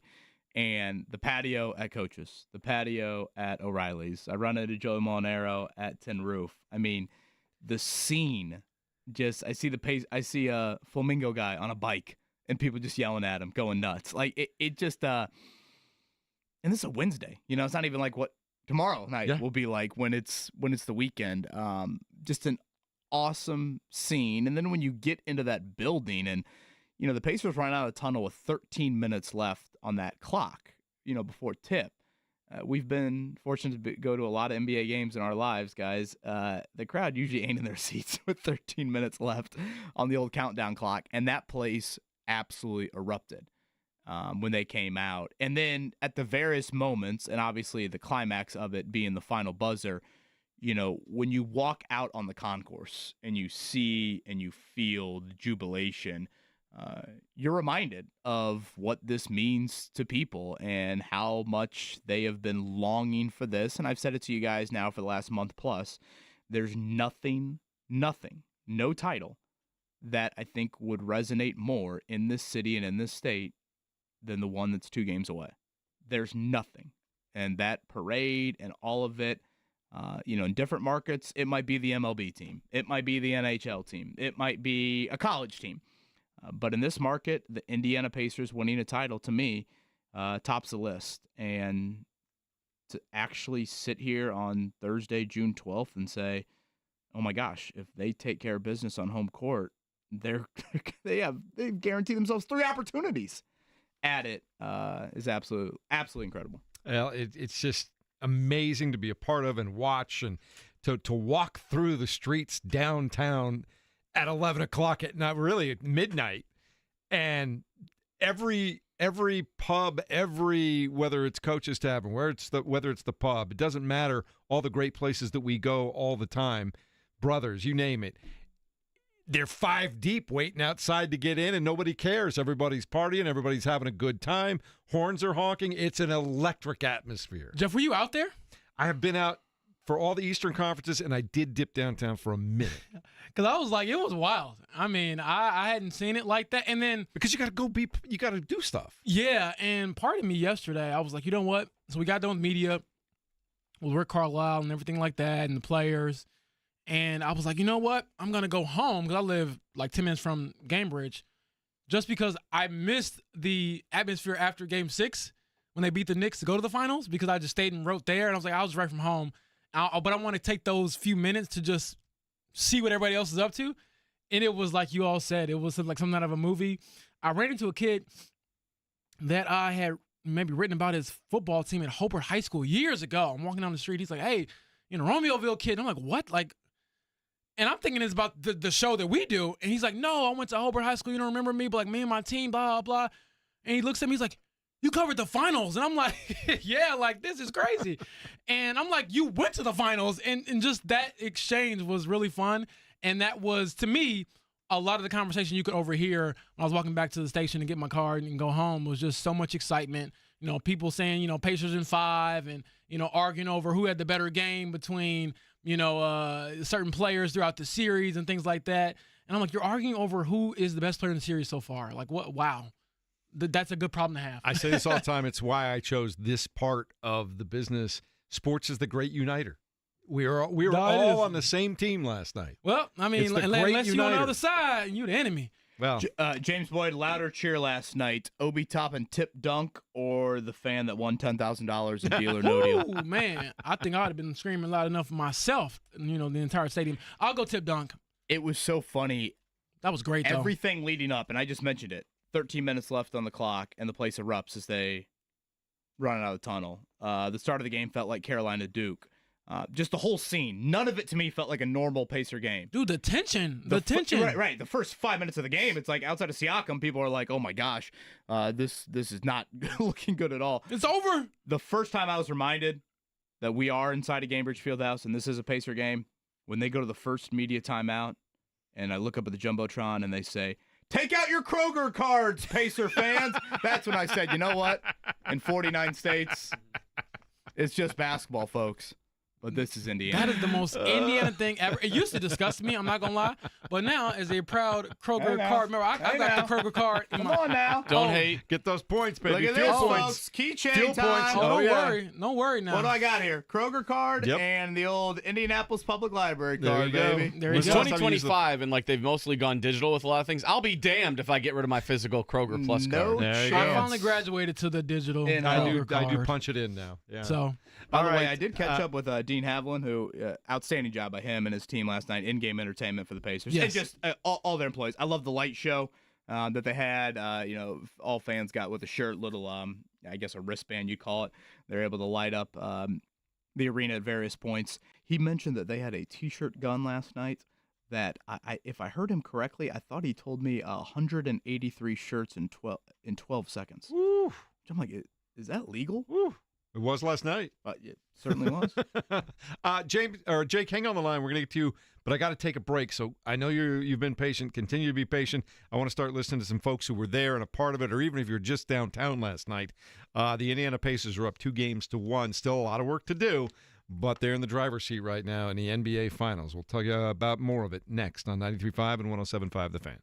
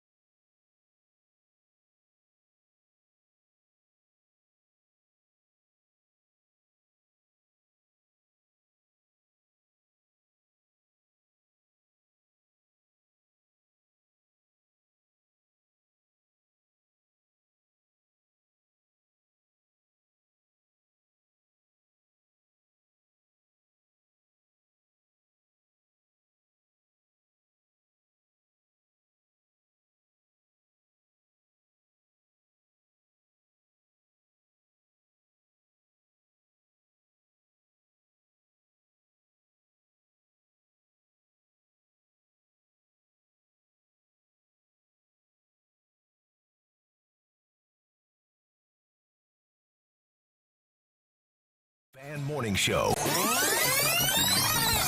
What do you think you would shoot at Oakmont? If I was playing my absolute best, I would be happy to break 90. I am a god. Everybody says, who does he think he is? I just told you who I thought I was. A god. I don't think you would shoot 190 maybe, from Oakmont maybe not. in the back tees. My philosophy would be don't go outside yourself at all. Everything controlled. Even if you're giving up distance, 20, 30 yards, just put it in the fairway, play for the par and the bogey, and move on. It's all in the head. Yeah, it's all in the head. That sounds very easier said than done. I need that type of confidence going into Game 3 from a Pacer, okay? Rory McIlroy, in his practice round last week at Oakmont, I birdied the last 2 holes to shoot 81. Wow. Yeah, I got no shot. Yeah, you going home with a loss, buddy. So I saw some video Rory again. 9 shots is a bet that I think would fund Mark and my children all through college. You know, a lot of people go to college for 7 years. I know. They're called doctors. And I'll do it in a Speedo. How about that? Not a game-worn Speedo, by the way. You know Kevin. what? I am getting some peer pressure here, too. Mark, that was beautiful. That was hilarious. Absolutely. The joy on all three of your faces is the fun thing here. No, it's Mark is so Mark good at that. is the that person. was McConnell. That was Mathurin. Yes. If they had a child, that'd be Mark Dykens' re-entry right there. This is how I want to describe, just for those listening, especially in their car, even on the YouTube, because I don't think you can see. So my eye line is right across from Mark. So every time he does something, and I look at him, he's the kid, if you ever grew up in class, don't look at that person because you're going to laugh and get in trouble. And so he's the person I just look at, and I just see like the joy on his face, and it makes me laugh even harder because you know he actually put effort into this. Mm-hmm. It's hilarious. He's been working on it for 2 days. What are you talking about, effort? I am getting some peer pressure to join you in this Speedo run, and I don't know, man. Should we put a poll out there? Boy, that 2 polls and that in one day. I'm a little nervous about James Boyd's body next to me. I don't know. I'm a little nervous about Speedos, man. I'm a swimmer. You're young and skinny. Your waist actually might fit in there. I don't know, Kevin. I was going to say the size 30 would be swimming on James, and certainly it was going to be tight as hell on me. Winner of Game 4 win the series? Pretty good chance. Pretty good chance. Well, the statistic that they're saying on Unsportsmanlike earlier was like the winner of Game 3s have like 80%? an 80% chance of winning the final. So I just if don't you're want to going get ahead off of history, myself. Does the winner of Game 4 win the series? I need a yes Yes. or no. Yes. The winner of Game 4 wins the series. Yes. Yes. I feel like this is such a weird question, though, because I'm like, if OKC wins Game 4, they're going to win the series? I think the Pacers can win again down there. They can win. That's what I'm saying. So I'm not going to go with yes. Yeah. I don't think it's an absolute. So you think it's over? But I feel like it was like. I think the Pacers win the series. Like, the way the question was phrased, it made me think, like, okay, does that mean, like, if I say no, okay, she's going to win the series? Like, but I definitely think the Pacers, even if they drop Game 4, they could still, at this point, you're here. You've arrived. And I know I've beaten this horse a lot, but if you continue to get them into the clutch, I think you are going to see 2 different basketball teams. And last night was another example. Guys, this was a tie game with like 5 minutes to go, 6 minutes to go. And yet, who made the plays down the stretch? Both ends of the floor. And I think the deeper the series goes, the more Oklahoma City feels that. I think you see, whether you see it outright physically of like guys panting or guys hands on their hips, there are tired plays from Oklahoma City. And I think you've seen that in the fourth quarter. And last night, they shot it terribly. They turned it over 5 times. Guys, they were incredible from behind the arc in the first 3 quarters. They didn't make a 3 in the fourth quarter. 9 of 27 for the night. Shea only shot three times in the fourth quarter. I told Ashley yesterday watching the game, I was like, this is the first time I've seen Oklahoma City actually look human. Yeah. Like, they look mortal. This is go for the throat now. And I was saying Indiana was 9 of 27. My point was they still haven't really gotten it together from 3-point range in this series. Yeah, I mean, if you want to point to optimism from the Pacers last night, like even further optimism, the Pacers did not have this great 3-point shooting night. Now, Oklahoma City's fans would counter and say, hey, was it a season high in turnovers for him? Yeah. It had to be close to it. 19. And I thought, we haven't said it up until now, and apologies for it, but I thought in general they made Shai Gilgeous-Alexander work a lot harder to get to, what do you have, 24? Which for him, you would sign up for. He looks so tired. But I thought, like, Nembhard, I mean, I know they battle foul trouble, but Nembhard, Shepard, I thought gave them some nice minutes. In general, Shep, I thought they hedged. those screens very aggressively. I didn't think Shea was able to split the double team as easily and as freely as he did. And, again, what's the turnaround look like for him when you're going to put so much on his plate? And I think he's a guy that in the fourth quarter, we've seen tired moments from him. I think Shep has a little TJ McConnell in him, and I believe he had a huge offensive rebound late in that game.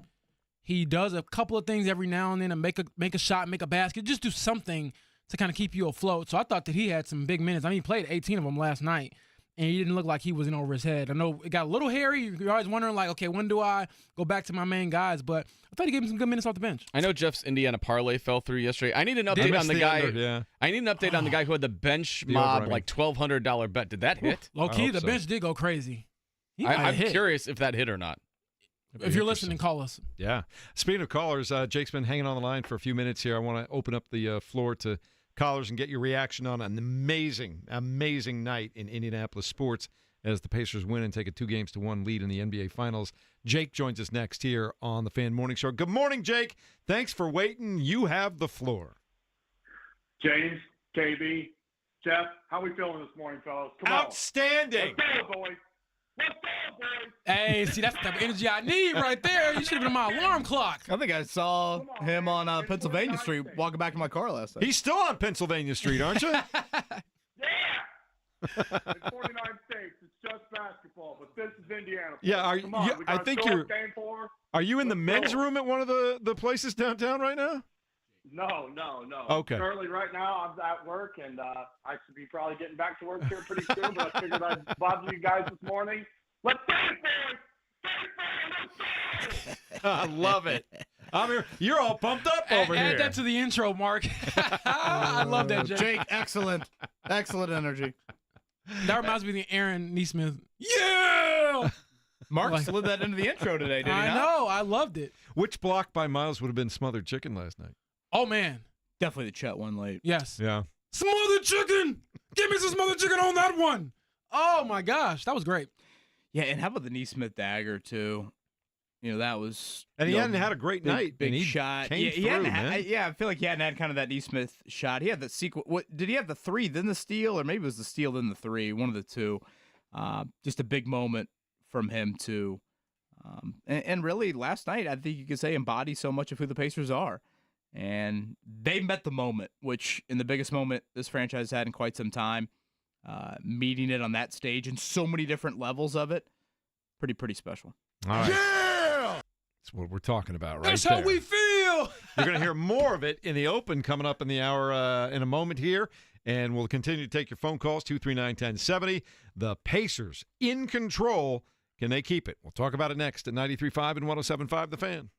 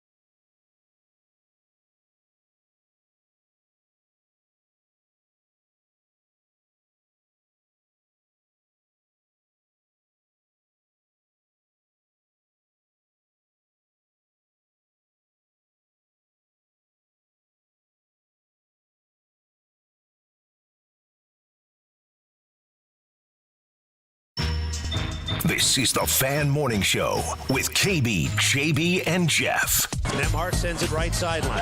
Haliburton there against Dort. A long one on the way, and it's perfect from out near the right hash mark. In the paint, falling down to Siakam. Now McConnell. Free throw line against Cason Wallace. Jumps it inside, and Siakam got it and lays it in. How does he come up with that basketball? And look at TJ McConnell. TJ McConnell with the steal. Siakam for three. It's no good. McConnell the rebound to Mathurin, who lays it in. Haliburton top of the key for three. Indiana has a 3-point lead. That's the aggression you want to see from Tyrese Haliburton there. The shot clock at 8. McConnell dances, spins, fumbles, picks it up, and can't finish in front. Rebound to the grateful Nembhard over on the left wing. It was tipped in his direction. He grabbed it and laid it in. And then McConnell steals, and the Pacers get 4 quick points in a matter of seconds. The game is tied. Here comes Haliburton. Outnumbered, he slows and waits. Now drives forward with the left hand, floating to the glass. No, but Y-E-S as Toppin pulled it off the front of the rim and flushed it with 2 hands. Haliburton using the Turner screen, driving to his left. Cross-court pass to Nesmith, and he buries a cold-blooded 3 from the right sideline. Boom, baby! Boy, Oklahoma City had the lead in the fourth quarter, but as is their custom, the Pacers rallied and were able to finish this one off. You know what we got? We got the NBA. We're dealing with a little bit of SGA. We don't care about Stephen A. because his pace is in 5. Let's go! TJ just brought a competitive will to the game. Mathurin jumped in there. This is the kind of team that we are. We need everybody to be ready. It's not always going to be exactly the same guys that are stepping up with scoring and stuff like that, but this is how we got to do it. The commentary is what it is at this point. You know, it doesn't matter. You know, we're here in the NBA Finals, 2 wins away from an NBA championship. Yeah! Yeah! Yeah! That's how we feel! That is how we feel right there after Game 3 of the NBA Finals, 116-107. Pacers win it. Electric building. Does that even describe it, James Boyd? We're dealing with a little bit of SGA. We don't care about Stephen A. Pacers in 5. That's hilarious. But to answer your question, Jeff, I mean, I don't know how to describe it. I'm going to talk to my family later today, and my dad, who, as you all know, is a diehard basketball fan, and he's always happy for me to have these opportunities. I can't describe it, though. I mean, I'll describe it to him. I'll do my best on air. But it was so loud. And to me, it wasn't just the fact that it was loud, because that's expected, right? In a playoff game, in the finals game, first time 25 years. It was the tense moments when you're like just waiting for something to cheer for. Like early on, when they were struggling, I was thinking, man, like, you know, Siakam kind of kept them close. They were down by double digits early. And then I thought one play that stood out to me that kind of got Tyrese going a little bit. They got on a fast break, and he went like around his back and then dropped it off to Obi, and Obi comes in and lays it up, and they just erupted. And I was like, whoa, like this is different. So somebody tagged me on Twitter, and they showed me their Apple Watch saying, like, this is a loud space, you know, cover your ears, and mine said the same thing. And I was like, I was thinking, no way in hell am I doing that. Like, I need to be able to, you know, experience this. And if I suffer for it later on, years down the line, it was worth it. I lived. Yeah, I was sitting next to Ramona Shelburne from ESPN at one point. She looked at me and just kind of did like the eyebrow raise, and it was so loud we couldn't even say anything to each other.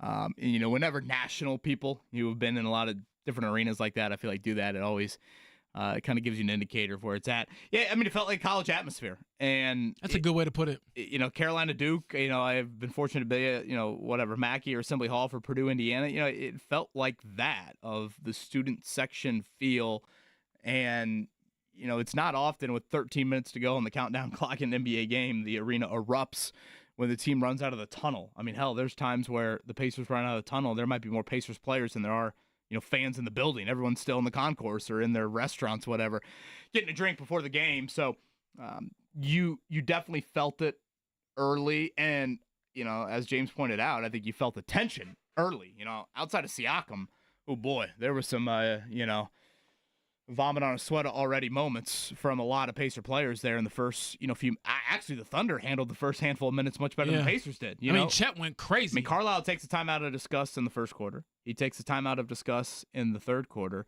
And like I've said throughout this morning, McConnell and Mathurin saved the day. And they delivered for you in the second quarter, and then they also delivered for you in the fourth. And I brought that up to Chris Denari. Like, it's one thing for bench guys to have the 3-minute flurry. I mean, you almost see that nightly across all, forms of basketball. Oh, the bench guy comes in, hits 2 threes, and he makes a layup, and, he forces a timeout, and you never hear from him again the rest of the game. For McConnell and Mathurin to have started it in the second quarter, they gave them the first lead of the game. Remember, McConnell, I think, had a layup, actually. Yeah. I gave him the first lead of the game.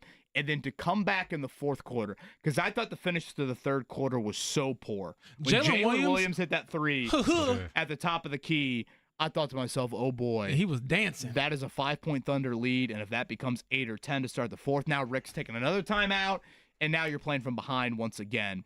But when Mathurin and McConnell start the fourth quarter, they scored 12 of the first 14, and it allowed Haliburton to have his normal rest. You didn't have to force Haliburton back into the game.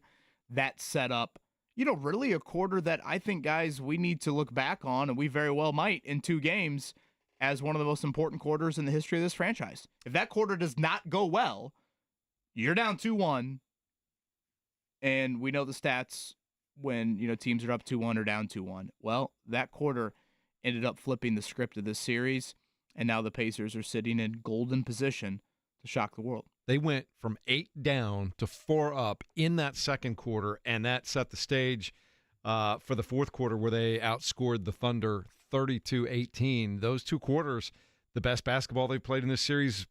You could probably go back to the last few minutes of Game 1, but those 2 quarters and the last few minutes of Game 1, Pacers keep doing that. Oklahoma City's in trouble.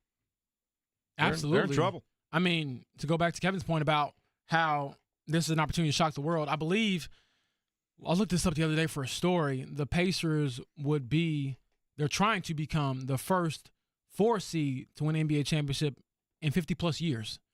And the first team ever since the expanded playoff to be a 4 seed and win it. So, but the unique thing about it is, and I'll go back to Jeff's favorite stat, which is so true, and it's not really a stat, more so just the way they play.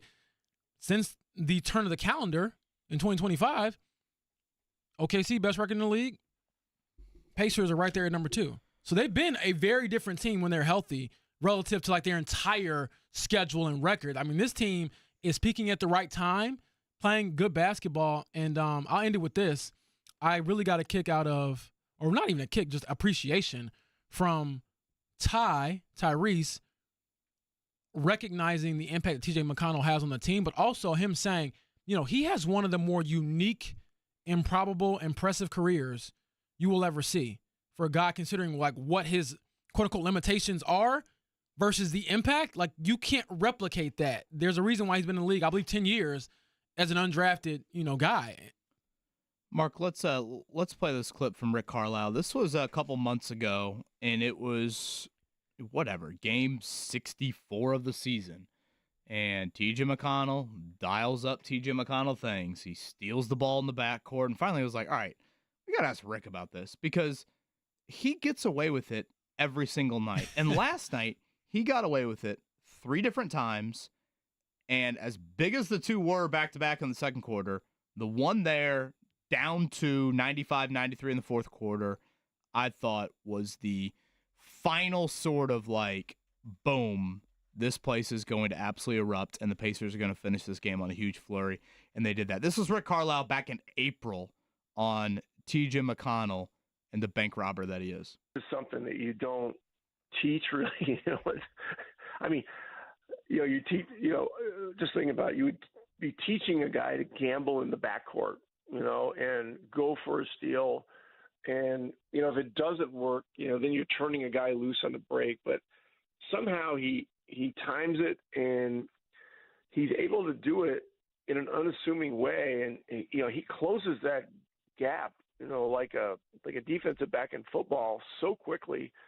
And it seemingly does it while the guy, after the guy's already caught the ball at times too. And so I just think it's something that's very rare that players have that kind of sixth sense and can do that and do it effectively. And he has fun with it. I mean, when somebody else on our team pulls it off, like Shepard will get one every once in a while, or somebody else will get, or Aaron Nesmith will get one, or Tyrese or something like that, and he'll yell out, stay out of my bag, and all that kind of stuff. And it's like, it's one of the things that makes our group, a special group. I mean, there's a level of fun that these guys have with what they're doing and how much they care about each other. And look, that's I think one of the reasons that our fans have taken to this group so much over the last 2.5, 3 years. And we gotta try to ride this thing out the right way and get some momentum going into the playoffs. Need a McConnell highlight reel of just those plays. Put that on an endless loop for Max Bowen to watch. They'll all look the same. Yeah. I mean, he had one the other night where he threw it over the top of his head. It seemed like right to Shepard for a late. It's just the wherewithal not to just make the steal, Coach. It seems like every time he also is able to save it or like get it to an advantage offensive player right away. Yeah, listen. It's as I said, and as you guys have noted. I mean, this is just it's a rare skill. It's a rare ability, and it's one of the things that endears people to him because he just goes so hard. Just keeps doing it. Just keeps coming.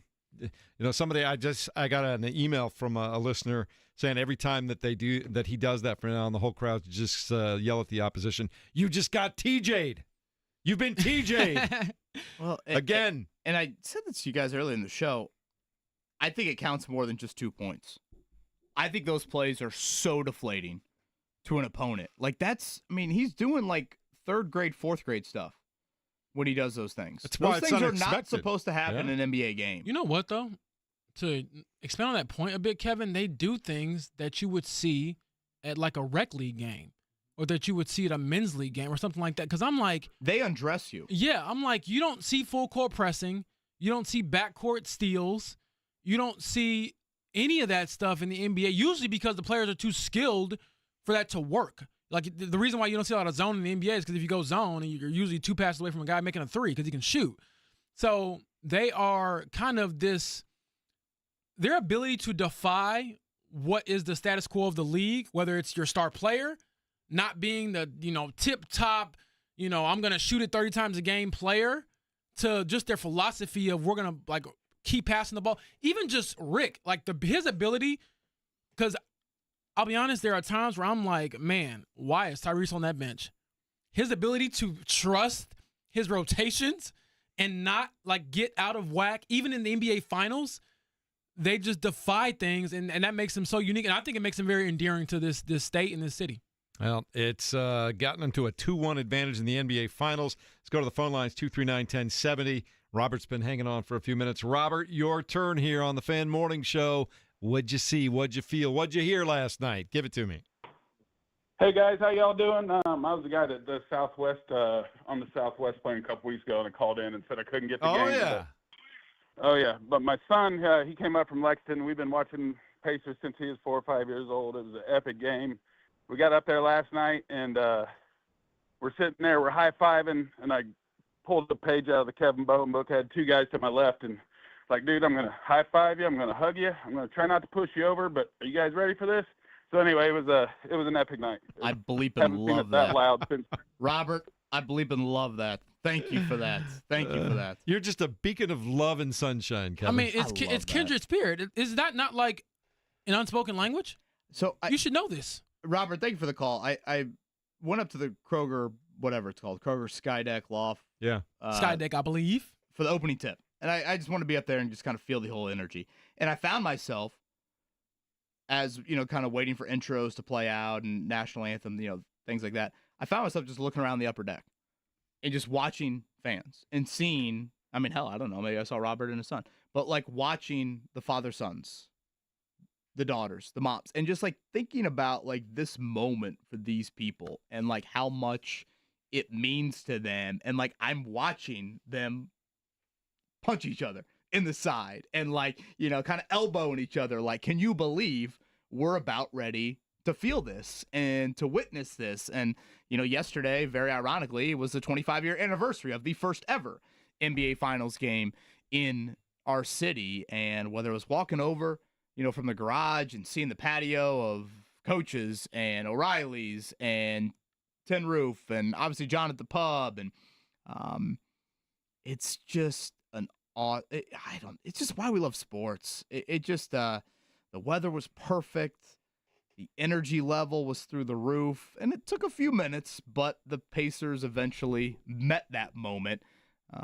And I don't know, it is probably fitting. You know, I've probably been a little bit too sappy at times, and, you know, I've called this kind of a movie, but it really does feel like that. And last night was a different form of the movie. It wasn't the climactic Haliburton for the win, but part of the Pacers movie is McConnell, is Mathurin, is the bench, is the team embodiment of it. It is Rick, to your point, James.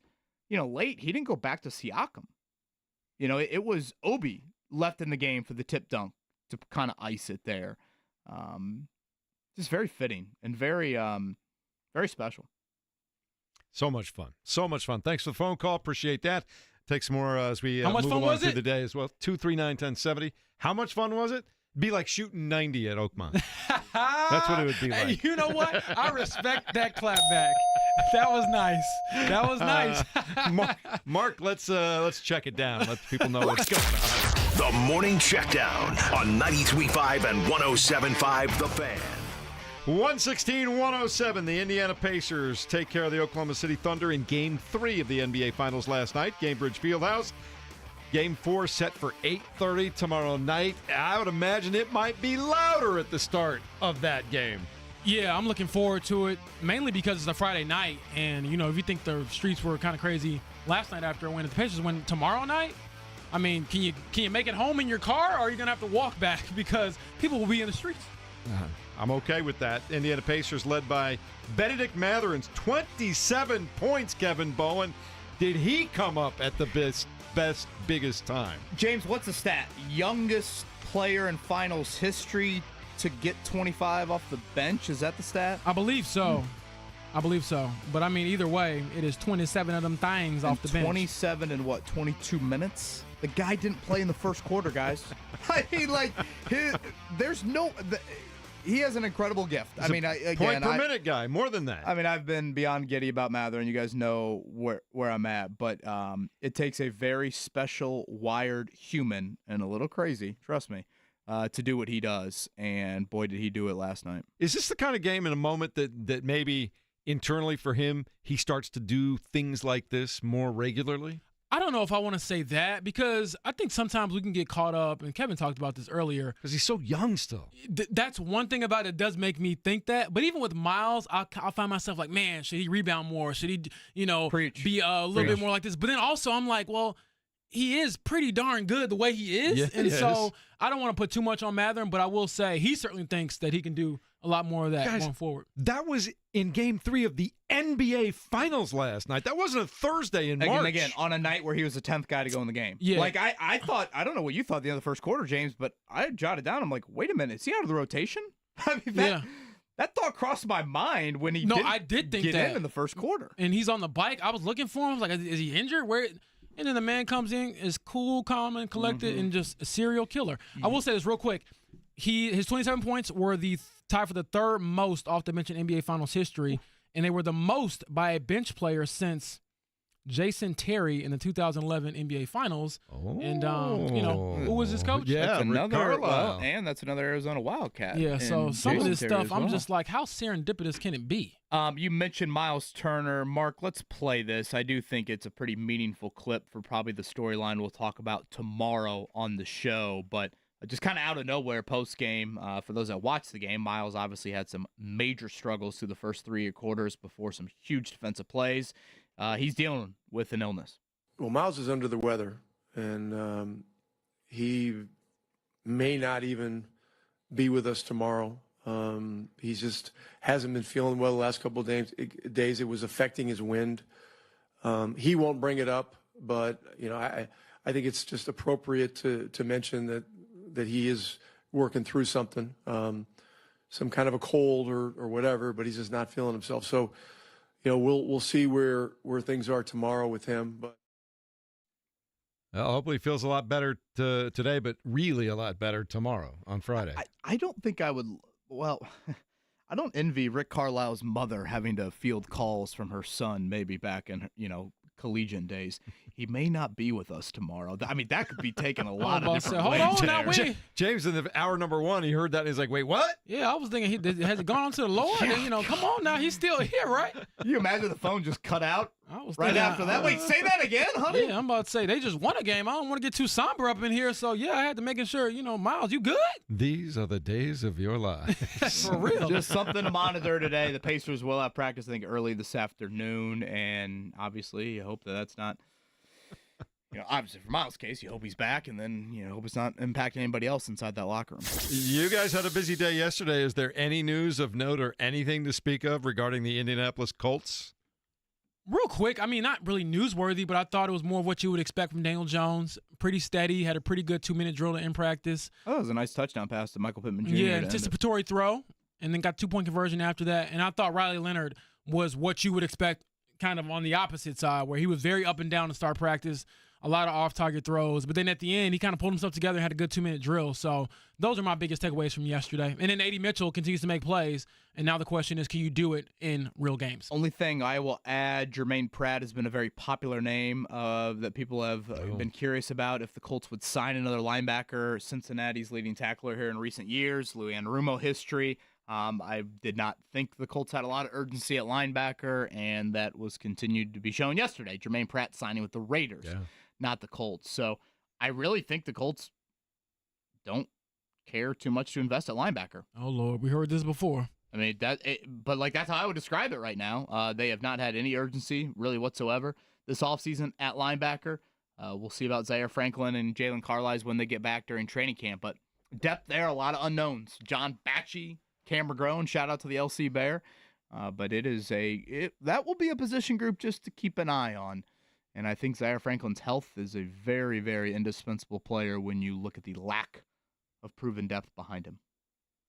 All right. Look like you were about to say something, Mark. No, I was just going to say that it seems like it's an annual thing where there's always a position of concern on the Colts roster that we kind of like, I don't know, that could be kind of interesting. And then they don't address it, and we'll see what happens. But normally it has popped up later in the season that it becomes an issue. And I thought that group underperformed last year. I mean, maybe I'm in the minority, but I didn't think. No, you're definitely not. Everyone thought the linebackers were getting cooked. Yeah, so I don't know. A little worrisome. It's like when they went to bat with Matt Pryor. And like, are we doing this? Is that happening? Oh, Matt sure Pryor, enough, oh Lord. Yeah, we can move on. Yeah, and we will move on. U.S. Open at Oakmont right now. J.J. Spahn through 7 is 3 under par. He has the lead over a group that includes Wyndham Clark, Gary Woodland, Siwoo Kim, and Rory McIlroy at 2 under par. Rory through 5 holes at this point. Yeah, Roy, after he shot $1 million up there in Canada last week. The Butler dentist, 6 over on his first 9 holes. 41 for Matt Vogt, your dentist in McCordsville there. He's going to have a bounce-back 9. Couple guys flirting with being on pace to tie Jeff Rickard's 90. Let's go. Or did he say break 90? When you 80, let's go 88 at this point. When you played that, Mark, I kind of heard I'd be happy to break 90. Mm-hmm. So that sounds like Did I mention through 12? He could do less than 90 is what I had heard. There. Interesting. It sounds like it'd be 86 by the end of the day. Let's go. He's going to be lighting it up at our golf outing in August. Shoulders hurting again, Mark. I don't know how that's working. All right. Anything else you guys want to throw in before we move along here? No. IndyCar back, under the lights, right? Sunday night. So looking forward to that. Gateway always an entertaining short oval there. So Father's Day usually is U.S. Open. How about a little night race for IndyCar with the NBA Finals not until Game 5 on Monday. So IndyCar back. A short trip over there to the east side of St. Louis. And the Fever off until Saturday when they will play the New York Liberty. Do we have any idea yet whether Caitlin Clark's going to play in that? No, we do not. Right. They practiced today, right? I believe they practiced today. Day off yesterday. But this is me using my veteran knowledge, but usually they're not going to tell you if the person's going to play or not this early in the week. Maybe tomorrow we'll hear something. We were watching the game last night. And my daughter's like, "Oh, Caitlin Clark. I thought she wasn't playing basketball. I'm like, well, she can watch basketball. Her eyes aren't broken, so she's okay to play. She can watch it. She just can't play it right now. Did you say it that bluntly? Yes, I did. And Oh, she you remind me started of my laughing. father, man. I remember one of my cousins was running around like a table in our house, and he told my cousin, you know, hey Morgan, stop running around before you bust your head and blood's everywhere. And I'm like, she's 3. Like, brother, what? So I digress. So many places we can go. We're going to go to break instead. More in a moment here. Phone lines are open if you want to get in, 239-1070. I think there are people still straggling in from Georgia Street in Pennsylvania from last night. I was honestly thinking there's going to be a lot of folks not at work tomorrow. That was my only thought walking back from the car. I'm like, damn, this many people just don't care about work tomorrow. We all came. Man, hey, Well, I'm here for the people. You guys are kind of dragging ass, if we're being honest. You all came in late. I mean, I'm the one that illegally parked for the first 10 minutes of the show. It's funny. When you walked in, I thought Kevin would be in a better mood this morning, and I didn't realize until later on that you were like double parked on the street I right was now. stress meter through the roof. Thank you, Buca de Beppo, for not towing my car, or whoever else I need to thank.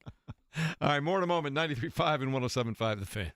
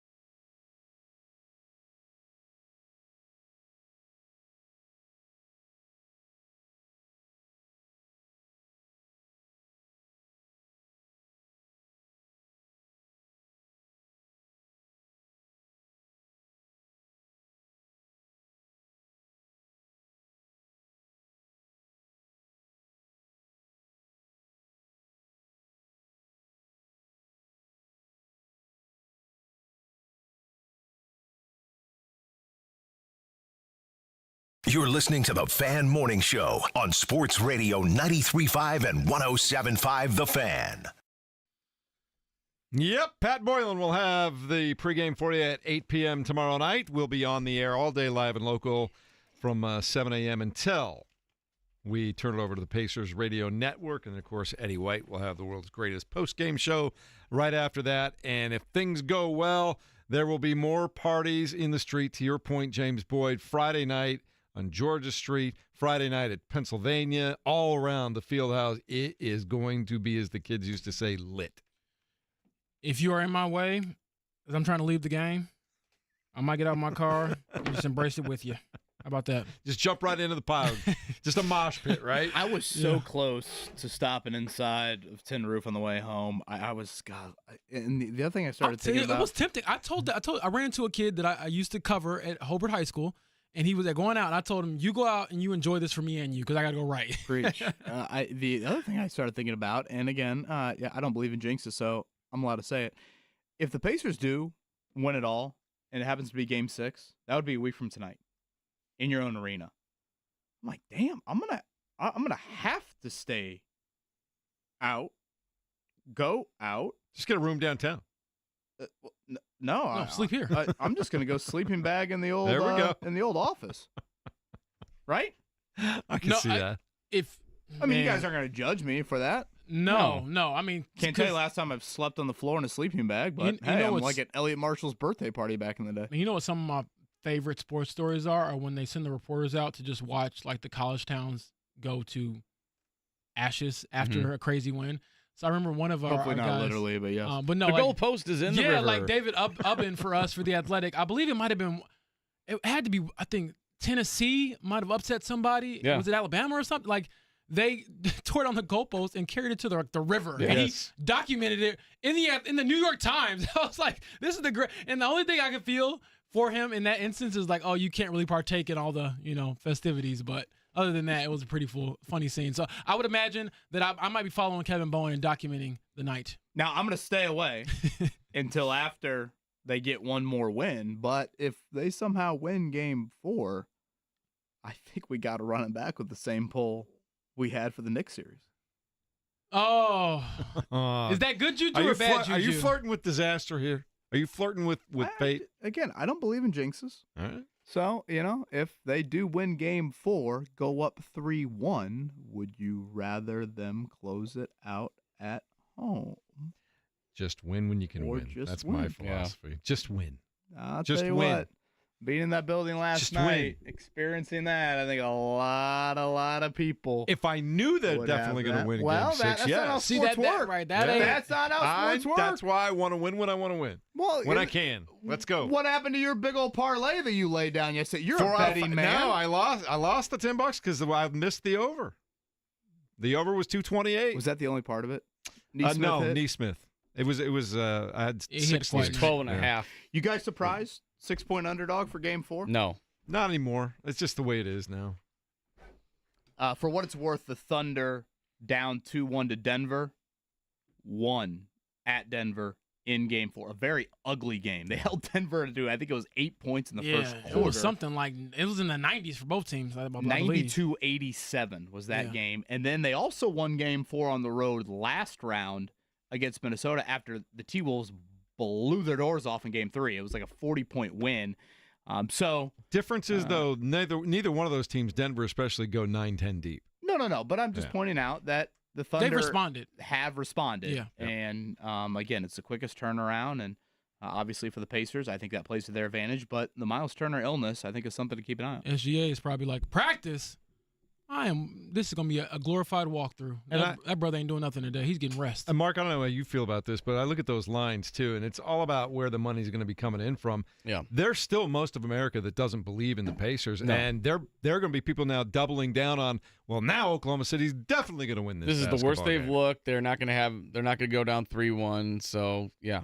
So I will say this. I am the person who, like Tyrese Haliburton, kindred spirit, I will read the comments. Put out a story. I was like, hey, this is his shot at Indiana glory. 3 wins away. And people were telling me in the comments, oh, they're cooked. They're done. It's over. He's overrated. 22-11-9. I'm just saying. I don't see those comments anymore. I think that 9 aspect is so underrated because, when he grabs those rebounds, he's just able to initiate the offense right away. And I think when you're playing a defense like the Thunder, time is really precious. And if you are able to create some early advantages, I think that is helpful. And it was clear from the start they wanted him off the ball. Nembhard clearly initiated the first trip down the floor. Ty really wasn't on the ball, I think, as much as we were used to. And boy, he really got that floater game working. I thought that was something that really got him going. And really one of the bigger shots of the game. It was after McConnell got his third theft. When TJ hit that, or when Tyrese hit that step back 3, 101-98, I think is what it made it. I thought that never relinquished the lead after that. Dagnall took a timeout. I want to say right after that. I thought that was huge. And also levels of Avicii was after that, and I thought the arena was gonna collapse. You know what? Ty is so happy-go-lucky throughout the game. We've seen the skip. We all know when he's skipping, he's cooking. Arthur skip. But I thought last night we saw some fire. He hit one, I believe it might have been in the second half. And I don't know if he was talking to Cason Wallace or just himself. And I saw some words we cannot repeat on air when I saw the replay back. He was fired up to sort of express himself in a way okay, you guys have been on me about shooting the ball. You've been on me about I'm not a superstar. Take this with you. Get it out the net. That type of mentality. So I think he is one of those players who's very unique. When it comes to Mathurin is smooth. You can never tell if he scored 0 or he scored 30. And then with Tyrese, he kind of oscillates between pure joy and some rage in there as well. So I like it. I think that it's kind of it reminds me of Reggie Miller. That's what it reminds me of. There's a bravado, there's a joy, but there is a killer in there too.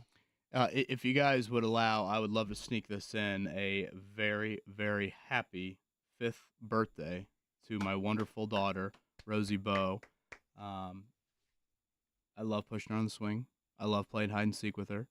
I love playing card games with her. And more than anything, Rosie, if you happen to be listening, I cannot wait to go to Pacini's tonight and we can eat fettuccine Alfredo together. That's going to do wonders for the Speedo size. I love you, Rosie. Happy birthday. I do love that. That's sweet. Yeah. Happy birthday, sweet. Rosie. Happy birthday.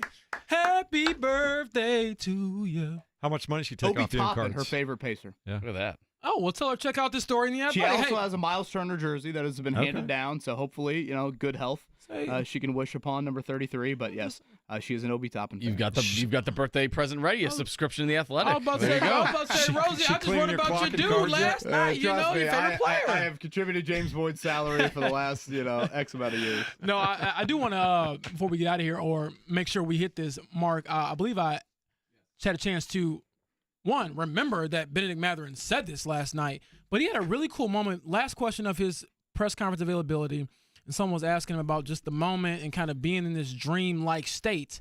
And here's what he had to say about having that performance last night and kind of living in it. They were very, very important. I think that, the state of Indiana is about basketball, and that's the first time that I really felt it. And as much as this is a dream right now, I'm not trying to live in my dream. I'm trying to live in the present and make sure the dream ends well, which means winning next game and winning a championship. So if the fans can help me, that's the best I can get. I mean, dude just dropped 27 in an NBA Finals game. And it does, and the thing about Mathurin is, I guess as a reporter, you try to study who says what, how to ask certain things. He'll just say stuff, and I'm like, that's very profound. James, I'm trying to make sure the dream ends well. I go back to that clip he had. Was it the Cavs series or Knicks series? It was the Knicks one. You're talking about when he was talking about MSG? When we were at practice. And yeah, he was asked about playing in the Garden, and all of a sudden he just started to mention, like a minute straight. You can't take us for granted. Jarris and I would love to be playing more, but, we're a part of a team that can win it all. That's incredible. And I'm like, dude, that's not that's not the Kobe Bryant Mamba, I want LeBron, he's saying the night that he was drafted. I'm like, where did that come from? Mathurin is an odd cat, man. He is an odd cat. But I think he has to be like that to be fully himself. Exactly. Double zero. I like that.